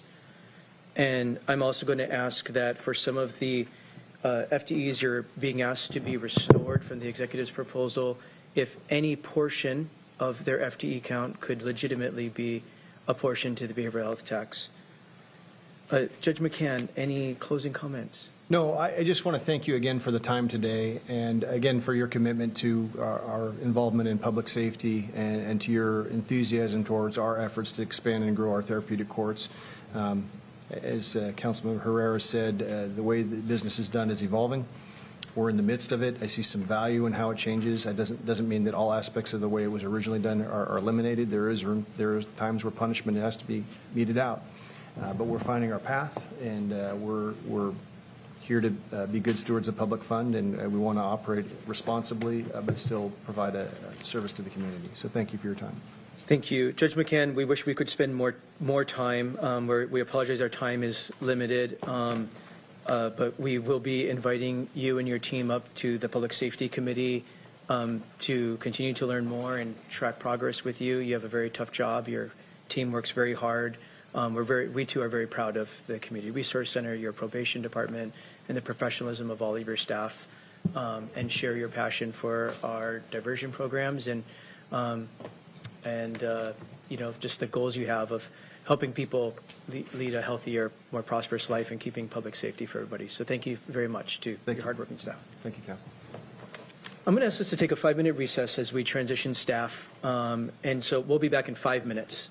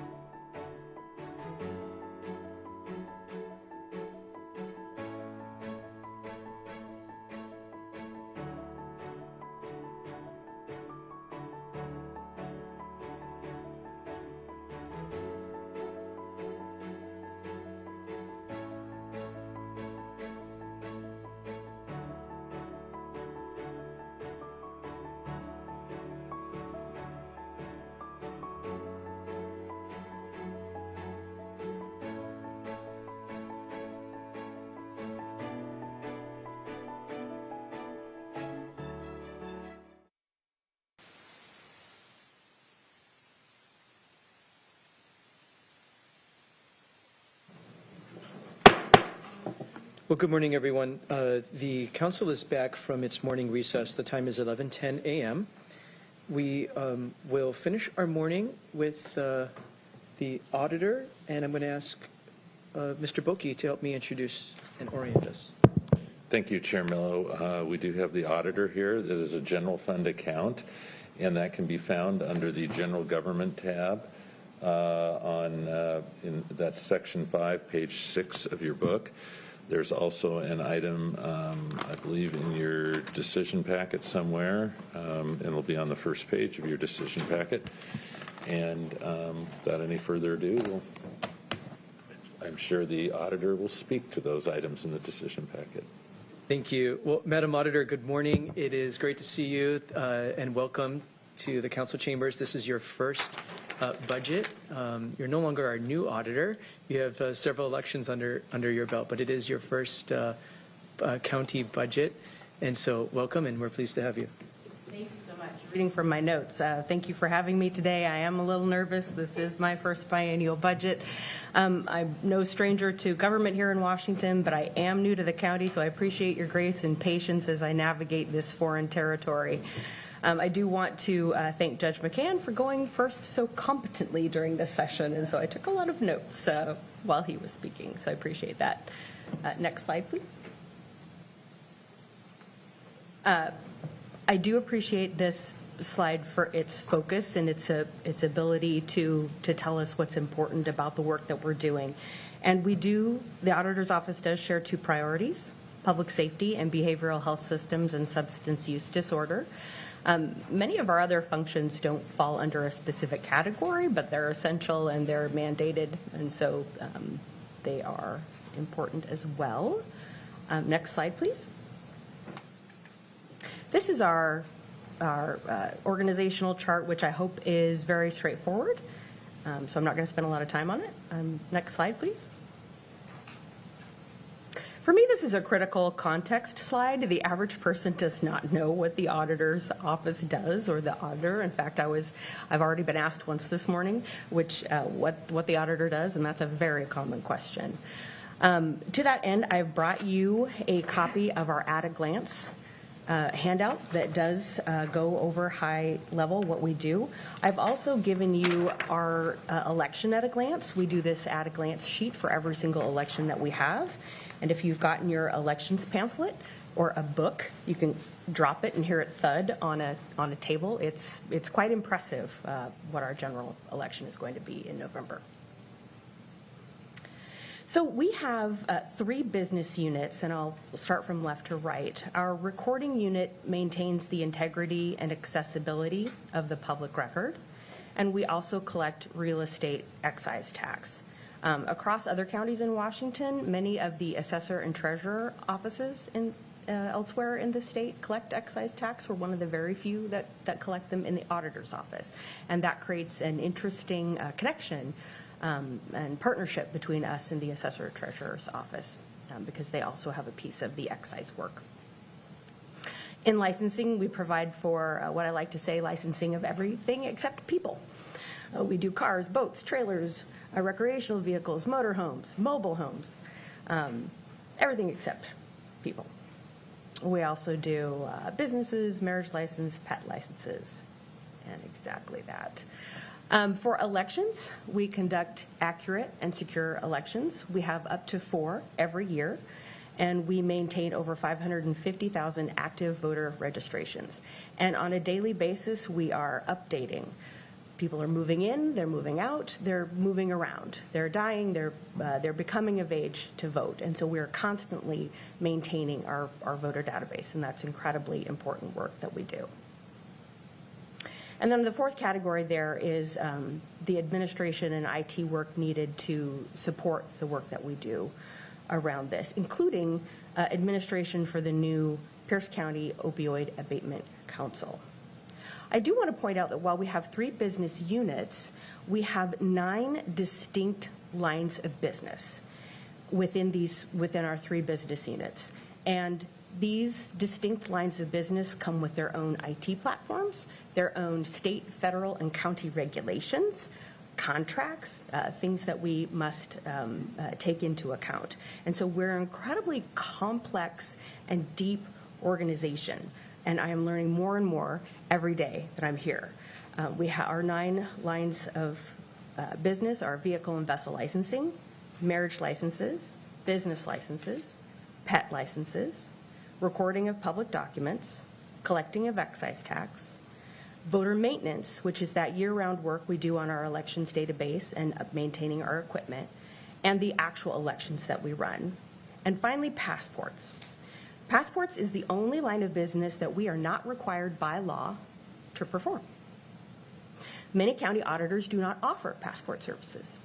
We do, and we find it very important to the line of business that we do, particularly as staffing shortages in the Seattle Passport Office and in local post offices have shifted a lot of those customers to us.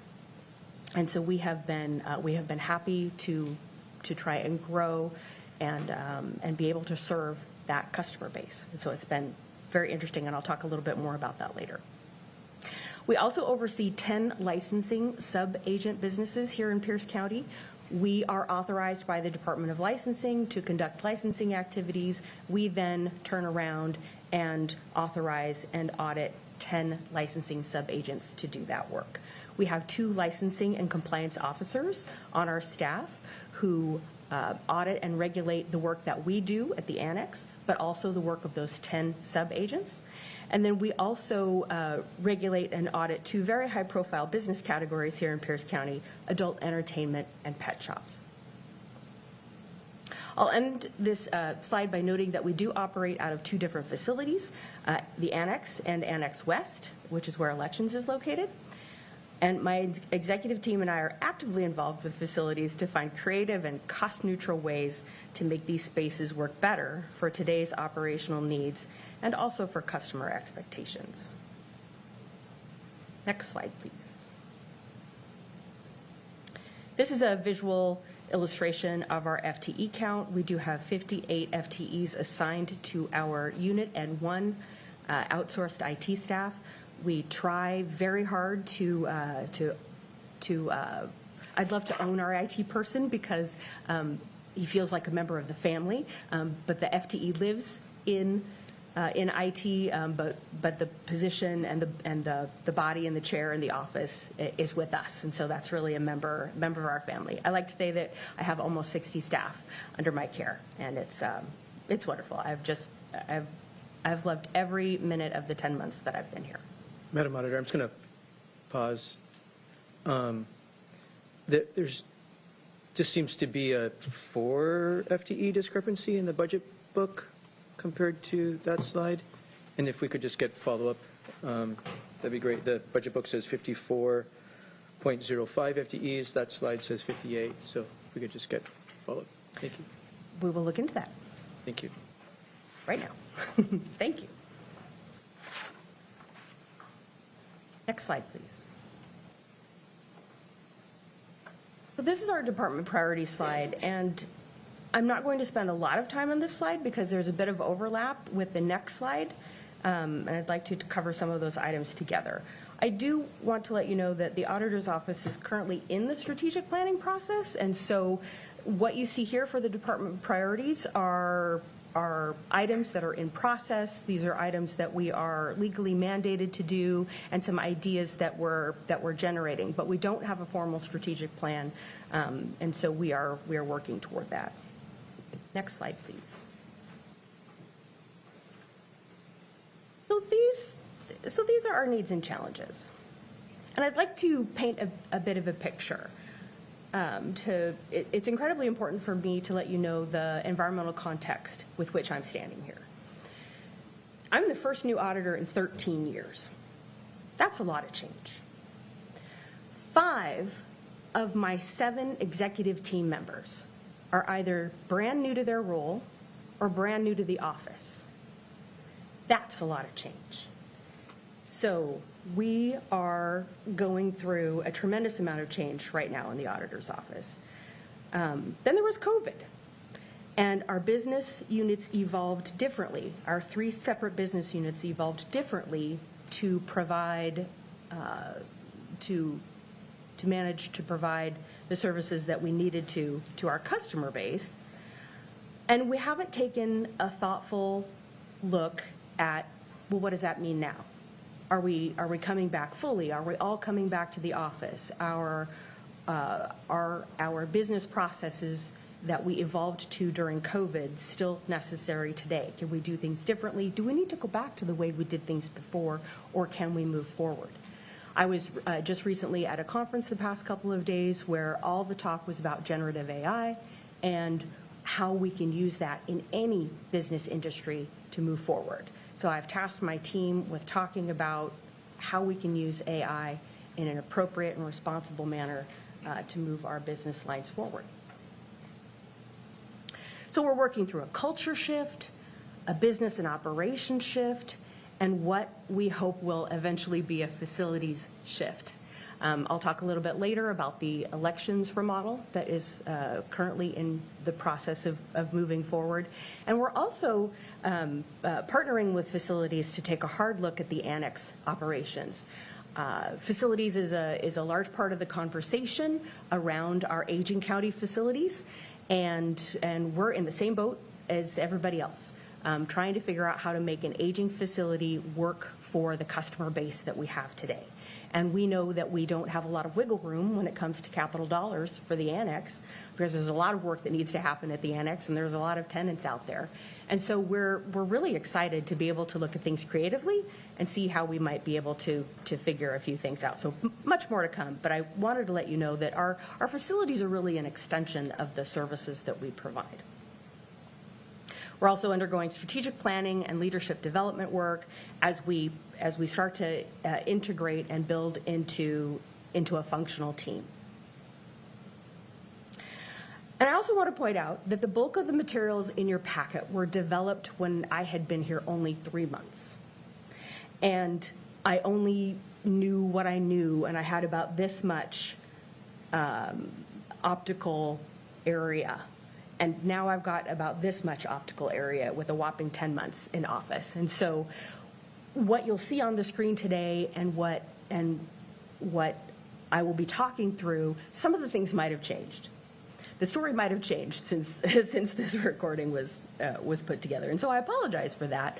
But I want to be real and honest and upfront. And I know that the timing is not ideal. So I've talked a lot about our internal departmental state of affairs. And if there's one thing I know from having sat where you've sat, is that that's not nearly as exciting as all of the public things that we have going on, every place where we touch an external part of our customer base. And everything that we do has to do with the customers. And so I want to talk a little bit more about that now. In today's world, people rely on digital platforms and short, clear messages so that they can get their transaction completed. And that's one of the things that our department lacks. And that's the first thing on the slide is under the external category is communications. We lack the skills and the capacity to make any of those connections really happen with our customer base. If we had skills in this area, there are many things that we could accomplish, and I'll list 3 that are of critical importance to the residents that live here, and honestly to those residents who live in neighboring counties and can't get the services that they can from their counties and choose to come to us instead. There was a county to the north that was going through a big remodel with some closures, and we had quite a few folks coming to us for passports and marriage licenses and recording items. And so so I was very pleased to see that we had our phone lines open and our doors were open and we were serving customers where that work is available across county lines. We were available and ready to have it. So under the recording category, we could increase the number of landowners who can take advantage of some free public programs. For example, we have, in 2019, we instituted an award-winning program to reduce restrictive covenants. Covenants were put together in the early 40s, 50s, and 60s that have incredible discriminatory impacts. And our program helps to record an alternate document that strips that, excuse me, that strips that discriminatory language from the recording. Archives the original because it is our job to preserve the public record. We cannot delete the original, but we can remove that and have this alternate. We were lucky enough back in 2019 to have a little bit of publicity and some uptake of that service. But now we don't have the ability to keep the ongoing interest in that program. And so I'm excited about the possibility of regular communication with our population so that they know that it is something that they can, excuse me, take advantage of. Apologies. In licensing, we have the opportunity to grow some revenue-generating activities. Passports is one of those. It is not a large line item. I believe it's $35 that we receive $35 from each passport application that goes through our office. And when you compare that to when the real estate industry is booming, our recording revenues are very high. They don't compare to $35 per passport. But today, when the real estate industry is not booming. And so we have the opportunity to increase revenue where we can, if we had the ability to really get out there and tell people that we even offer passport applications.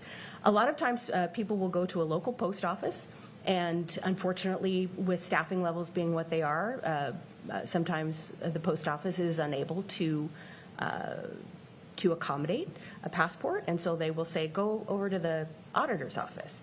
And so we end up with a lot of walk-ins, people that didn't even know that they could come to us in the first place. And so my goal is to flip that on its head and make sure that we're people's first choice for coming. And under elections, you might have heard me say it a couple of times, but it would be great to increase the number of voters and also to spark their and encourage them to actually vote. We are the second largest county in Washington State, and we consistently rank in the bottom 5 for voter turnout. Bottom 5. I don't know exactly why that is. I'm meeting later this week with the University of Washington Tacoma and the League of Women Voters to talk about some initiatives about learning more about our demographic and the motivation behind why people vote or don't vote. I have a lot of ideas, and my elections team has been around the block a few times, and they have a lot of ideas as well, but I don't want to make any assumptions. One of the things that I've learned as a longtime communications professional is that don't assume anything about your audience. You need to research your audience and really know what it is that they know or don't know, or what barriers they have. And barriers to voting, I'm very interested to know what's going on. But that takes time and effort. So the way the auditor's office has been historically set up for the past 30 years is that the auditor, typically herself, handles public duties such as speaking engagements, getting people fired up to vote, talking about our work to service clubs. But we really don't have the opportunity to have boots on the ground, to be talking about elections during election time, to be talking about passports, to drumming up support for our programs like our restrictive covenant programs. And so my goal is to increase our capacity for communications and customer connectedness and be able to grow some of the work that we're doing. So my next slide has more information on a specific FTE that we're asking for about that. And I've covered the other items on the slide in my introduction because they're fairly internal. Unless we have questions, I'm ready to move on. Please proceed. Okay, next slide, please. So I want to paint an overall picture. This slide looks like we have a lot of asks, but we're really not. Not many of these items have a general fund impact. So I want to paint that picture right up front. And I want to continue the conversation that I had on the last slide about that communications FTE. I'm just going to go straight to it. And I want to point out that, number one, this is a little weedy, and I apologize. I do not want to get into the weeds, so I'll do my best not to get down in the weeds. I also want to explain why what you have in your packet, the original decision package that went in the spring, is different from what I'm talking about today. And now I'm going to explain why. Because it's complex and it's a little bit in the weeds. So the history with the auditor's office and communications is that in 2017, the previous auditor negotiated a memorandum of understanding to fund half an FTE in the county's communications office. So in 2017, we began funding a social media position. And over the years and through COVID, the services provided by the communications team to the auditor's office varied. At some points, it was social media focused. At some points, it was focused on other things. At some point, we got more than the 0.5 that we were asking for, and at other times, we received less than the 0.5 that we were asking for. It's a complicated history, and all of it happened before I got here. I want you to know that as a 30-year communications professional, I have great respect for the current county communications department. Their leader is incredible, and she and I have had many conversations about our need for communications. We've also talked about the state of communications across the county. There's a centralized communications function, and separately electeds often maintain their own communications staff with a variety of titles and functions: videographer, social media, a variety of things. It varies. There is no standard yet across the county. I know that she's working on it, and I very much respect her work. So my original blush at this, because I know that my ultimate goal was 1 FTE in communications. I knew that we were funding half an FTE in the communication shop. We thought, well, let's see if we can ask for our half of that money back, and then we'd be halfway toward funding a full FTE. 10 months in, that is not a realistic request. That is not an equitable request, because it does not leave the communications department whole. There is a person, a living, breathing person in that position, and she's doing a great job. So what I would like to do is go straight to an ask for a full-time FTE. And here I am getting in the weeds. I apologize. So that is a change from what you're seeing. And I apologize that it's so complicated. And the reason I'm asking for a full-time FTE is because, as we talked about earlier, we have 3 distinct business units, 9 separate lines of business.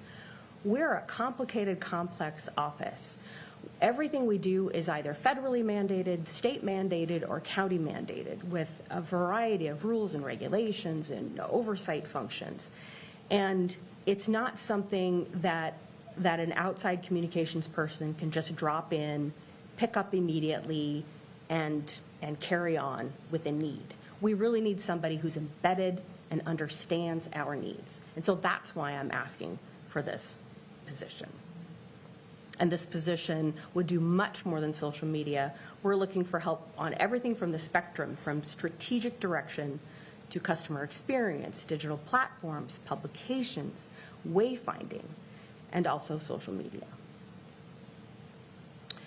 So, and I hope that you have questions for me after. But to be sensitive to time, I want to talk about the other position that I'm asking for. But I also want to preface by the fact that I'm extremely sensitive to the fact that I stand here before you today as the first auditor in 13 years, 10 months into my tenure, and I'm asking for 2 FTEs. That's not a good look. That is not where I wanted to be. This is not the message that I wanted to send. But here we are. And the people of Pierce County have elected me to manage the office in the best way that I can. And that's what I'm doing. These are the things that our office needs.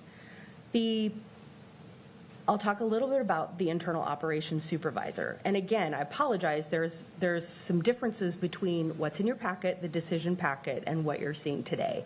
And that is based on the fact that, again, I had 3 months of experience, and I now have had the ability to do more research and to uncover the particular and unique ways that the county does things. So in your decision package, you'll see a request for 1 FTE for a special advisor or equivalent. On today's slide, you'll see a request for an internal operations supervisor. What you see on the slide today is based on a somewhat recent FTE that was added to the finance department, I believe. And this is, and it's also indicative of similar positions around the county, including chief operating officer, operations supervisor, and also special advisor. These positions are common in larger departments across the county. I am looking for an FTE to formally move the body of work done in my office by the chief deputy auditor to this formal operations position, so that the chief deputy officer position can focus more on the duties in the external realms, such as policy, legislative concerns, elections work, raising the visibility of our office, and connecting with our customers. Currently, the chief deputy auditor not only has to back up the auditor's legal duties when the auditor isn't there, for example, accepting process service or certifying an election, they should also be freed up to deal with duties like any other department director. And if you've read a department director job description recently, which I have, quite a few of them here at the county, they're all fairly high level, and they're general, and they read like a long list of other duties as assigned. Because there really isn't one way to do things when you've got a deputy or a deputy department director. It depends on the needs of the department, what their mission is, and how fully staffed that they are. So previous auditors have had their chief deputies doing much more externally focused work, but over the last 13 years, the internal operations work has grown, and that's what our chief deputy is doing. And now it's a needed body of work. I don't have the luxury of shifting that work to another FTE. I can't outsource the work back to an internal service department, and I can't just stop what that body of work is. However, again, very sensitive to the fact that I'm coming to you with a request for 2 FTEs, which taken together is not an insignificant sum. So at the end of the day, if I need to choose between one of these 2 positions, I would like to choose the communications position because it has the closest connection to our customers, the closest opportunity to help us raise our revenues, and we will endeavor to work through our internal issues and at some point figure other things out.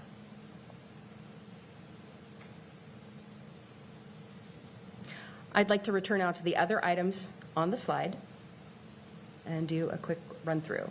So the one at the top, the 2024 presidential general election. Currently, the county's regular practice is for us to request a transfer of existing funds from the Election Stabilization Fund to the general fund to support the presidential election. So that happens every year. I believe it's actually only been in existence since about 2014 or 2016, and so this is a fairly recent practice. So the amount this year that we're asking to transfer of existing funding is $257,100. I will talk a little bit later about the fact that the finance department is sunsetting that fund. The order of importance on this slide was a little bit baked in by the template and by our original submission, so I probably would have rearranged it had I had my druthers, but this is the way, so I apologize for jumping around a little bit. The elections lid lift is next. Now, this is not a formal lid lift like you might have experience with in other taxing authority settings, but it is a request to increase our base budget authority due to a skyrocketing increase in paper costs. So over the past 10 years, we have worked to absorb roughly a yearly 3% increase in supplier costs with regard to paper, and we figured out how to make it work. But last year, in 2022, our two main suppliers that print both the voters pamphlet and the ballots themselves, we have two separate printers. One does the ballot, one does the ballots, and one does the voters pamphlet. They both came to us and asked us for a pretty substantial increase when and then we amended our contracts. And so these contracts have already been amended in 2022. In fact, one of the suppliers hadn't raised their prices in 10 years, and they were incredibly apologetic that they had to increase their prices, but they were seeing just an incredible paper increase, cost in paper on their end, and they had to pass it through. This is a funded increase. This is not something that we want to do or relish, but we will need to increase our costs and pass them on to the jurisdictions participating in the elections. And also, we conduct voter maintenance.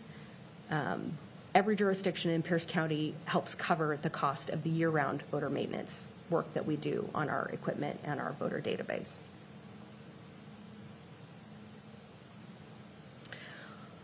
So the cost of paper is not going to change. We haven't seen that in years, and we don't anticipate it changing.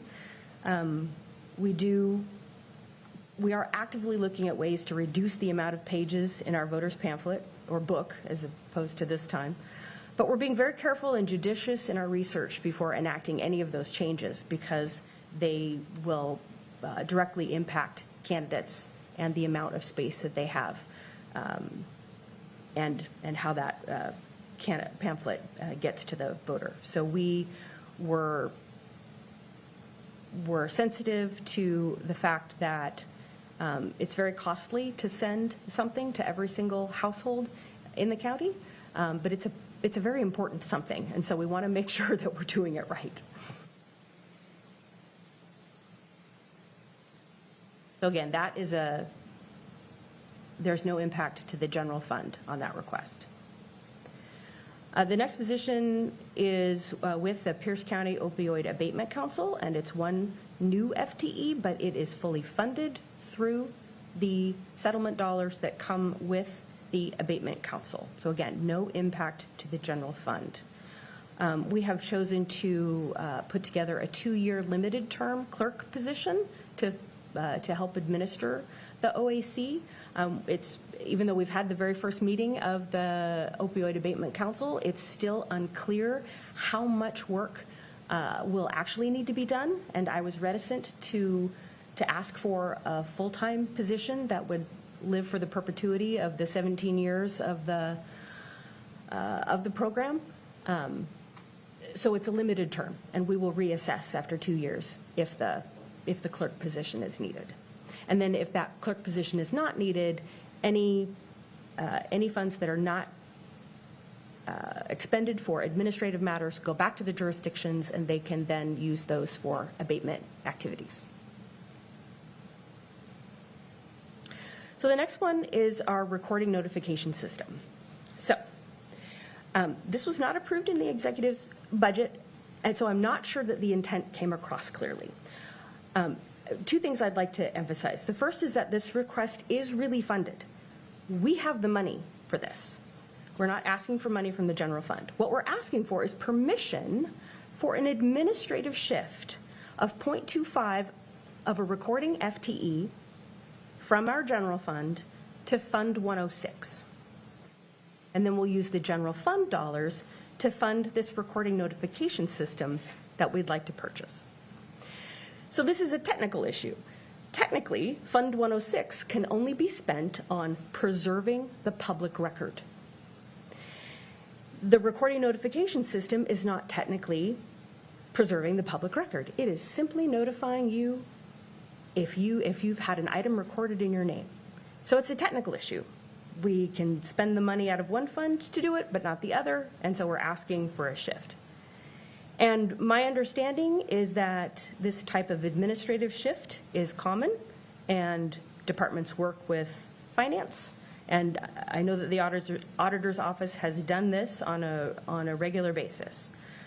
Our goal I believe, is to move FTEs out of Fund 106 and into the general fund where possible.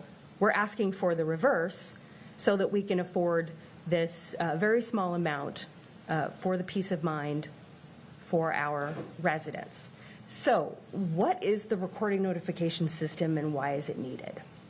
This is an issue of public safety. Land fraud is becoming prevalent across the country, and any one of us is susceptible, but it mostly affects elderly and vulnerable residents. For example, people who have paid off their homes or who have vacant houses or vacant land, or, for example, those going through extended stays in rehab centers, leaving their homes temporarily vacant. Fraudsters have taken out loans against other people's property or outright stolen their deeds. It is pretty darn easy to do. In fact, my staff was itching to create a fraudulent document, to have me create a fraudulent document. It's scary how easy it is to do. It's also scary how hard it is to mitigate if this happens to you, because first you have to find them, then you have to take them to court, then you have to prove who you are because they're trying to impersonate you. There are a number of cases across the country that have lasted up to 2 years and a couple of $1 million borne by the wronged property owner. So the recording notification system is incredibly simple. It's a third-party application that interfaces with our recording system. It takes less than 5 seconds to sign up. I saw it in action yesterday. You put your name in and your email address in, and you hit send. And that's it. If there were any items recorded in the name that you plugged into the system, you would be notified instantly. And then you could take action. It doesn't mean that all your problems are solved, but it just means that you found out early instead of too late. 3 counties in Washington have this up and running: Chelan, Jefferson, and Whatcom.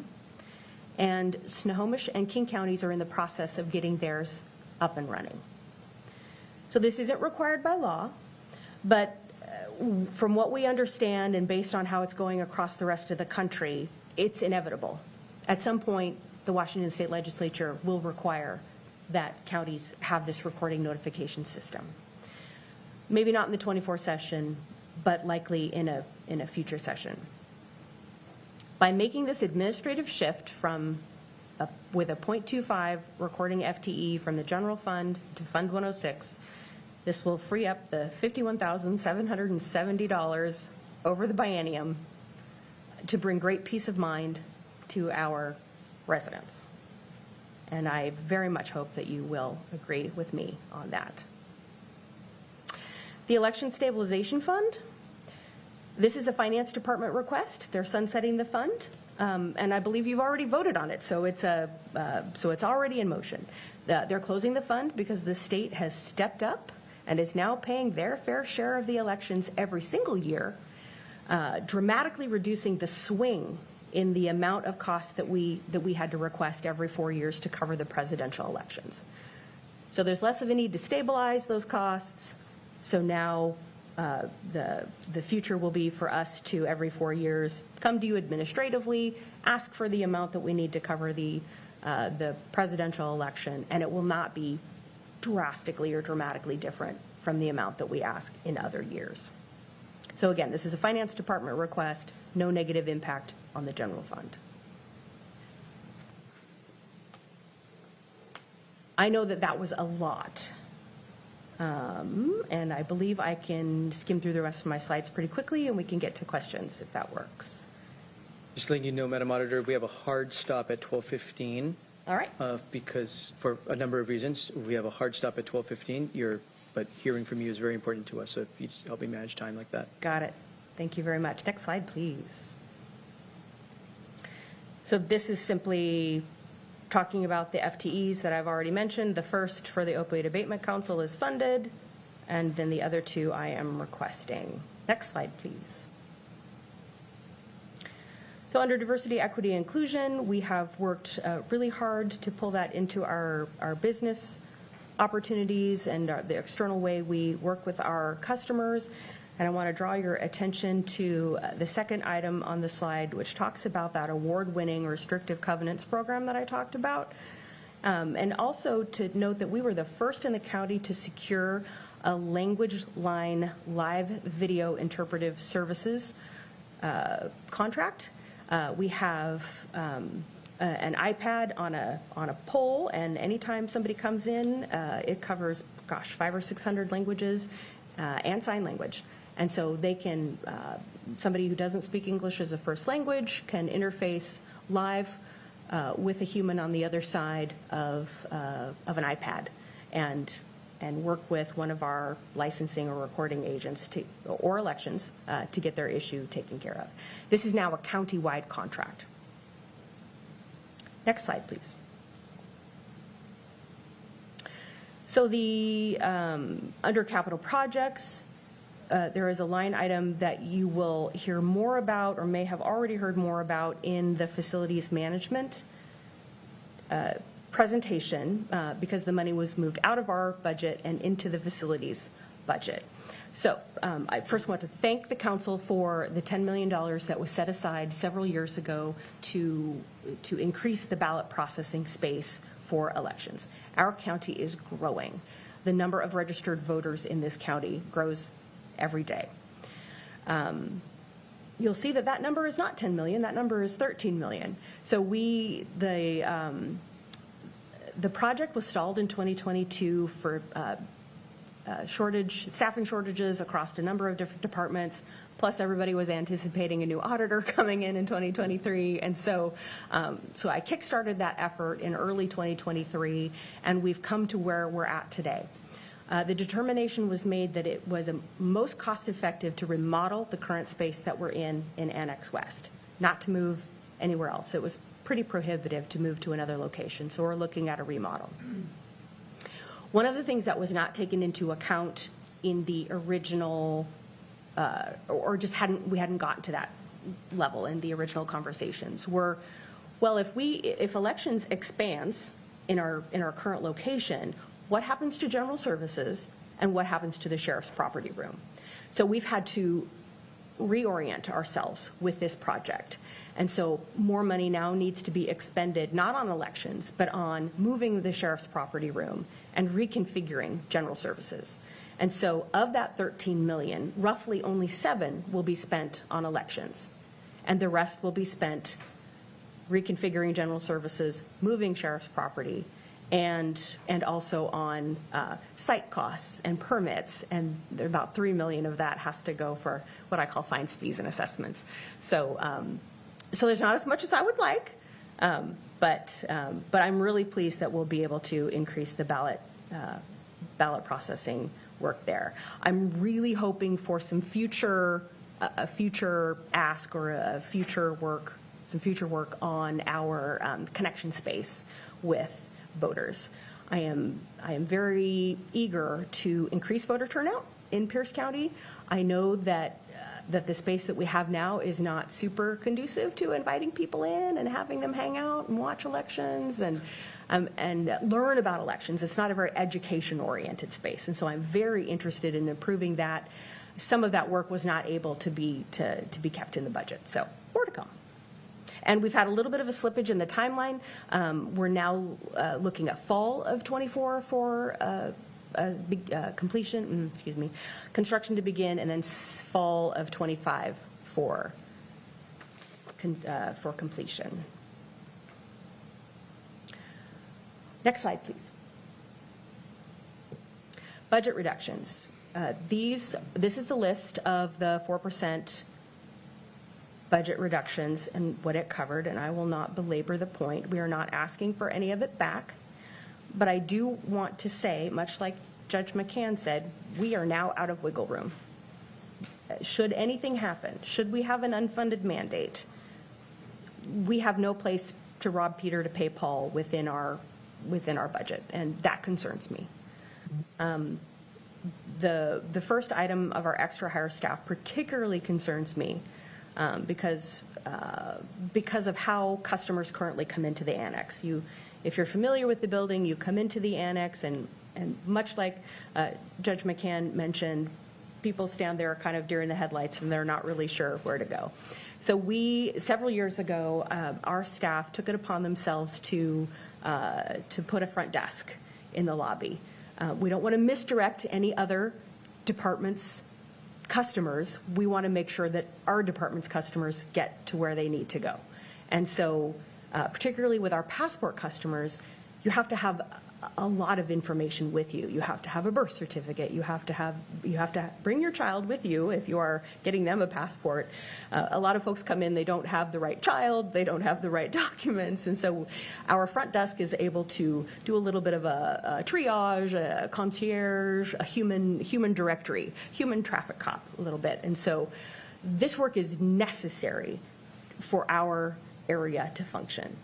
We were forced to reduce our staffing from 2 per shift to 1.5. It may not sound like a lot, but when a human has to go on a bathroom break, when a human is sick or has a dentist appointment or is on vacation, then that leaves that area unstaffed. So we are actively trying to figure out how to mitigate that situation, but that does concern me. Next slide, please. This was a slide that asked us if there was anything that wasn't completed. It was the election center relocation. At the time, it was a relocation. Now it's a remodel. Project's back on track. There's no need to dwell. And that is it for me. I'm happy to take questions, and I might rely on my staff. Well, thank you, Madam Auditor, for your presentation and the good work that you and your team do. Open up for questions and dialogue by council members. We'll start with Councilmember Hitchin. Thank you, Chair.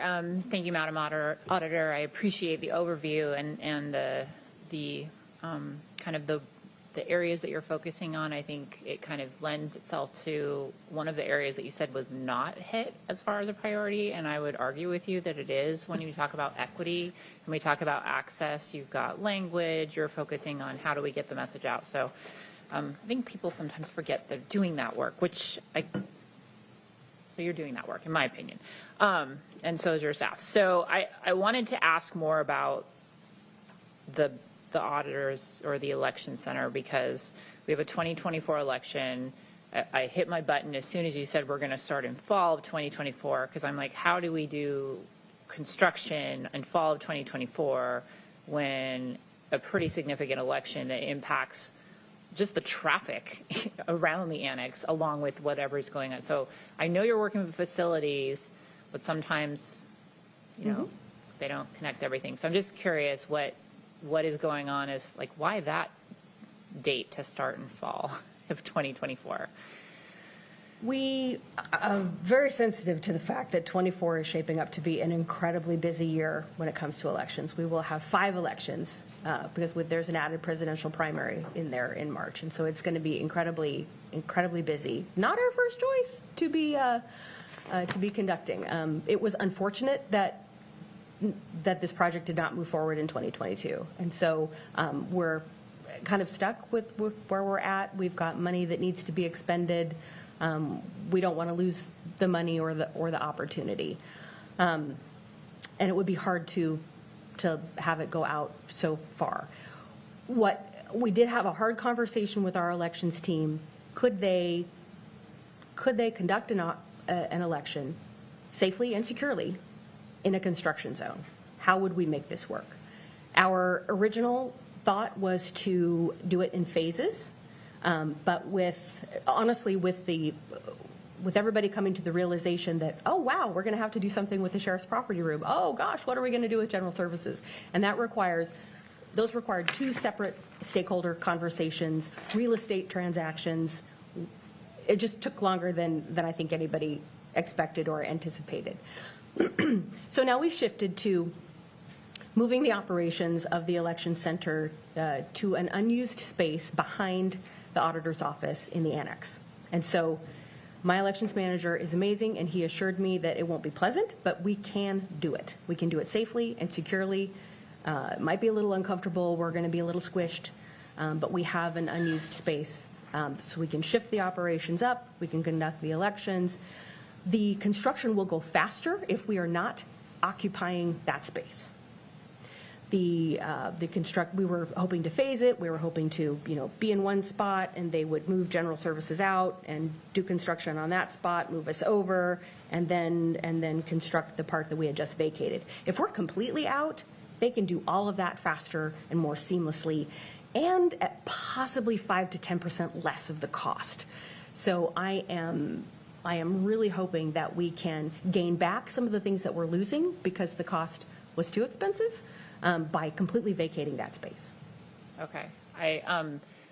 With some of and we had a very secure, we did everything right, like Pierce County was leading the way with the last election, but there's this constant concern raised about election security, and so just want to, if we're in the middle of a construction zone, that's going to be something that then allows that question to come up. So just really thinking as you're planning this project and working with facilities and whoever we contract with,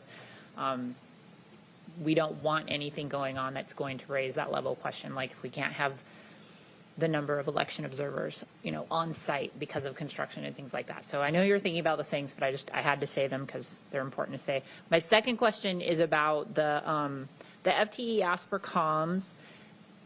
The 0.5 that's going to the communications department, is that still happening? And then the 1.0 would be housed and under your supervision, so you'd still have some tandem and work going, or? The $54,000 that funds the 0.5 was taken out of our budget one time in 2017 and then never given back to us again. So it's not something that we transfer over. It literally doesn't belong to us anymore, but we are owed 1,041 hours of service through the communications department. So that theoretically still exists. Okay, thank you. I think those are all my questions, Chair. Thank you very much. Thank you. Any other questions by other members? Councilmember Krueger. Thank you, Chair. I'm just wondering, could you elaborate a little bit more on the communications? So the executive's office is providing it or has provided, and what are you lacking? Can you explain that a little bit more? The county has a centralized communications department, and they serve all of the county in all of its different various forms. Every department approaches it slightly differently. Public Works, for example, has, I believe, 8 or 9 communicators that they have more revenue, and so they are able to have dedicated communications to their operations. Because they are a department that reports to the executive, they are a part of that centralized communications function. Those staff members report to the communications director, but they are embedded in the unit. There are other communications positions across the county. In the sheriff's office, for example, I believe they have 3 communications function, but they are separate from the county communications. I will note that in my previous role, I ran a centralized communications function, and so I have the ultimate respect for a centralized function. But we also had embedded communicators for those departments that could fund their own. So for the last couple of years, due to various things, the centralized communications function has not been providing 0.5 worth of communication services to the auditor's office. There has any number of reasons. Our staff found it difficult to ask for that help. They would have rather have done it themselves. It was hard to explain what they needed. Our world is very complex, and so sometimes it's easier to just do it yourself than to ask for help. The external department didn't fully and quickly understand our needs, and so for whatever reason, there were a number of reasons. Nobody's at fault for that. It isn't. There are a whole range of services that we need. The second item, and that we really need everything from the highest level of strategic direction.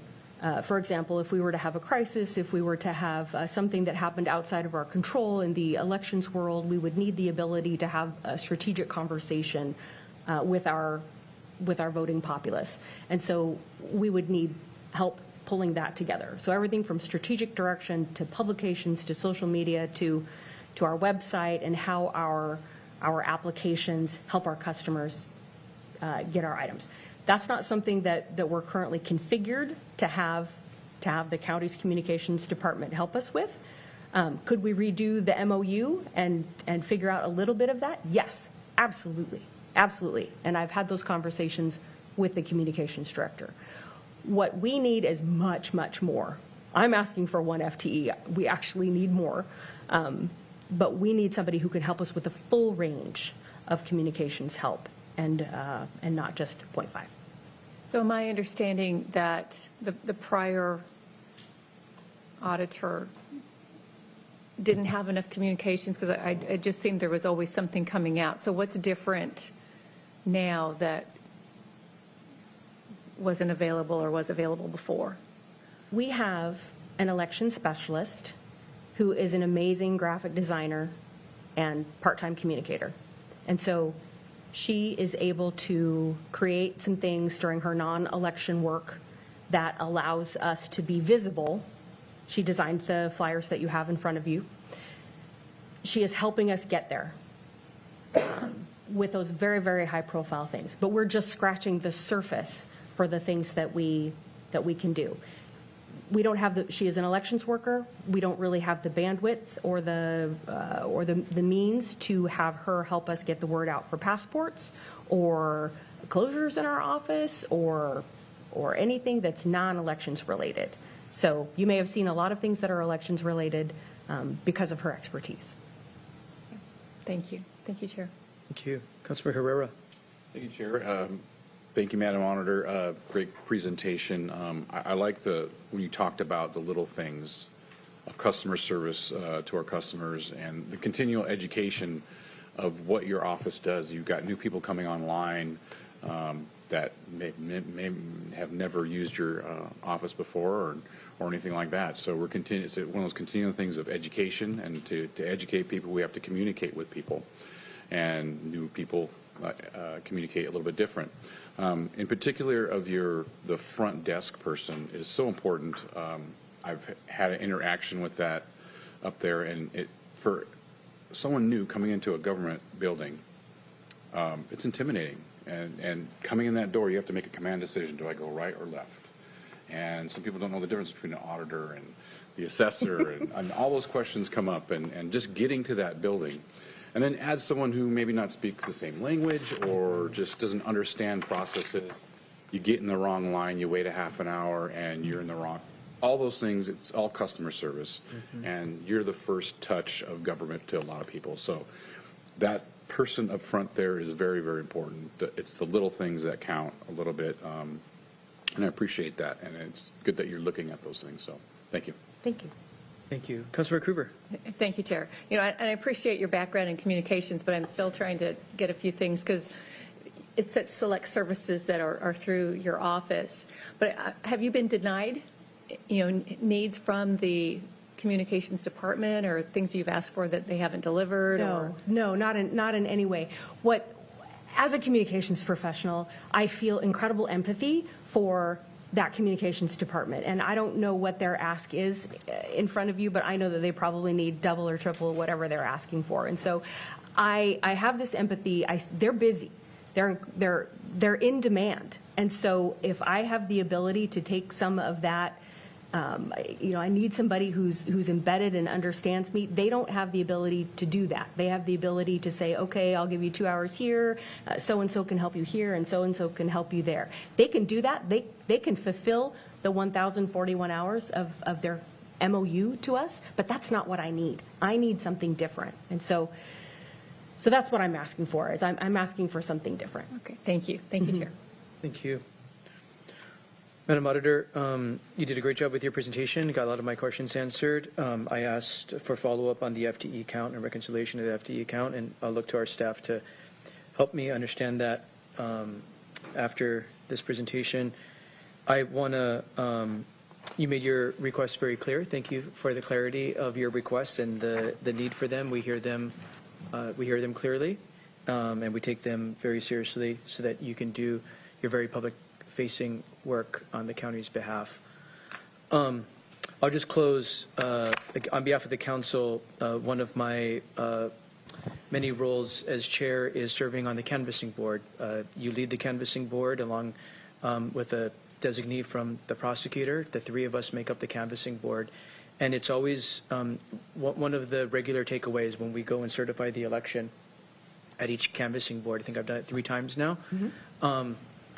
Party advisors, party observers, Republican and Democratic party observers are always present, and they always make a point to express how professional your staff is, how accurate and transparent the elections process is, and again, the professionalism, the transparency, the accuracy, and the access. So that's always great to hear from both party observers, and to witness the reconciliation of the accuracy of the election each time I participate in the canvassing board. We know that's just one aspect of what you do. So the more high-profile aspect of your office's work, you do much more than manage elections for the county, but it is one of the more high-profile things that touches hundreds of thousands of people. So thank you for the good work of your team. We'll definitely take your requests very seriously. Thank you for being with us this morning. Thank you very much. Mr. Boki, to help me close out this morning's session, any other remarks this morning? Thank you, Chair Mello. I will be brief. Just to the FTE remark, I've got it down to 1 FTE because there's 54.05 in the general fund and there's 2.80 in the auditor's M&O fund. So that gets us to 56.85. So we'll get that gap closed.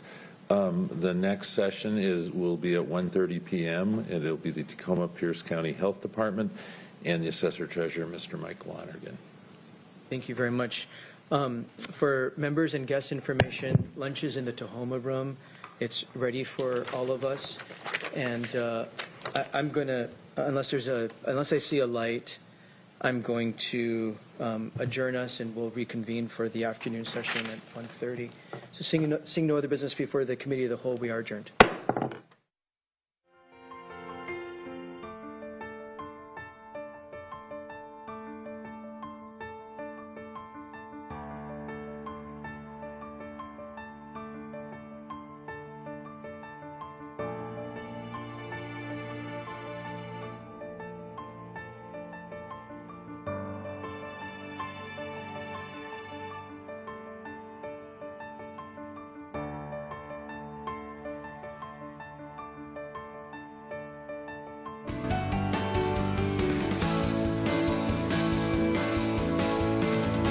Would have heard this information before during your assessment and your decision to fund the project. But that initial 9-month scope is for us to build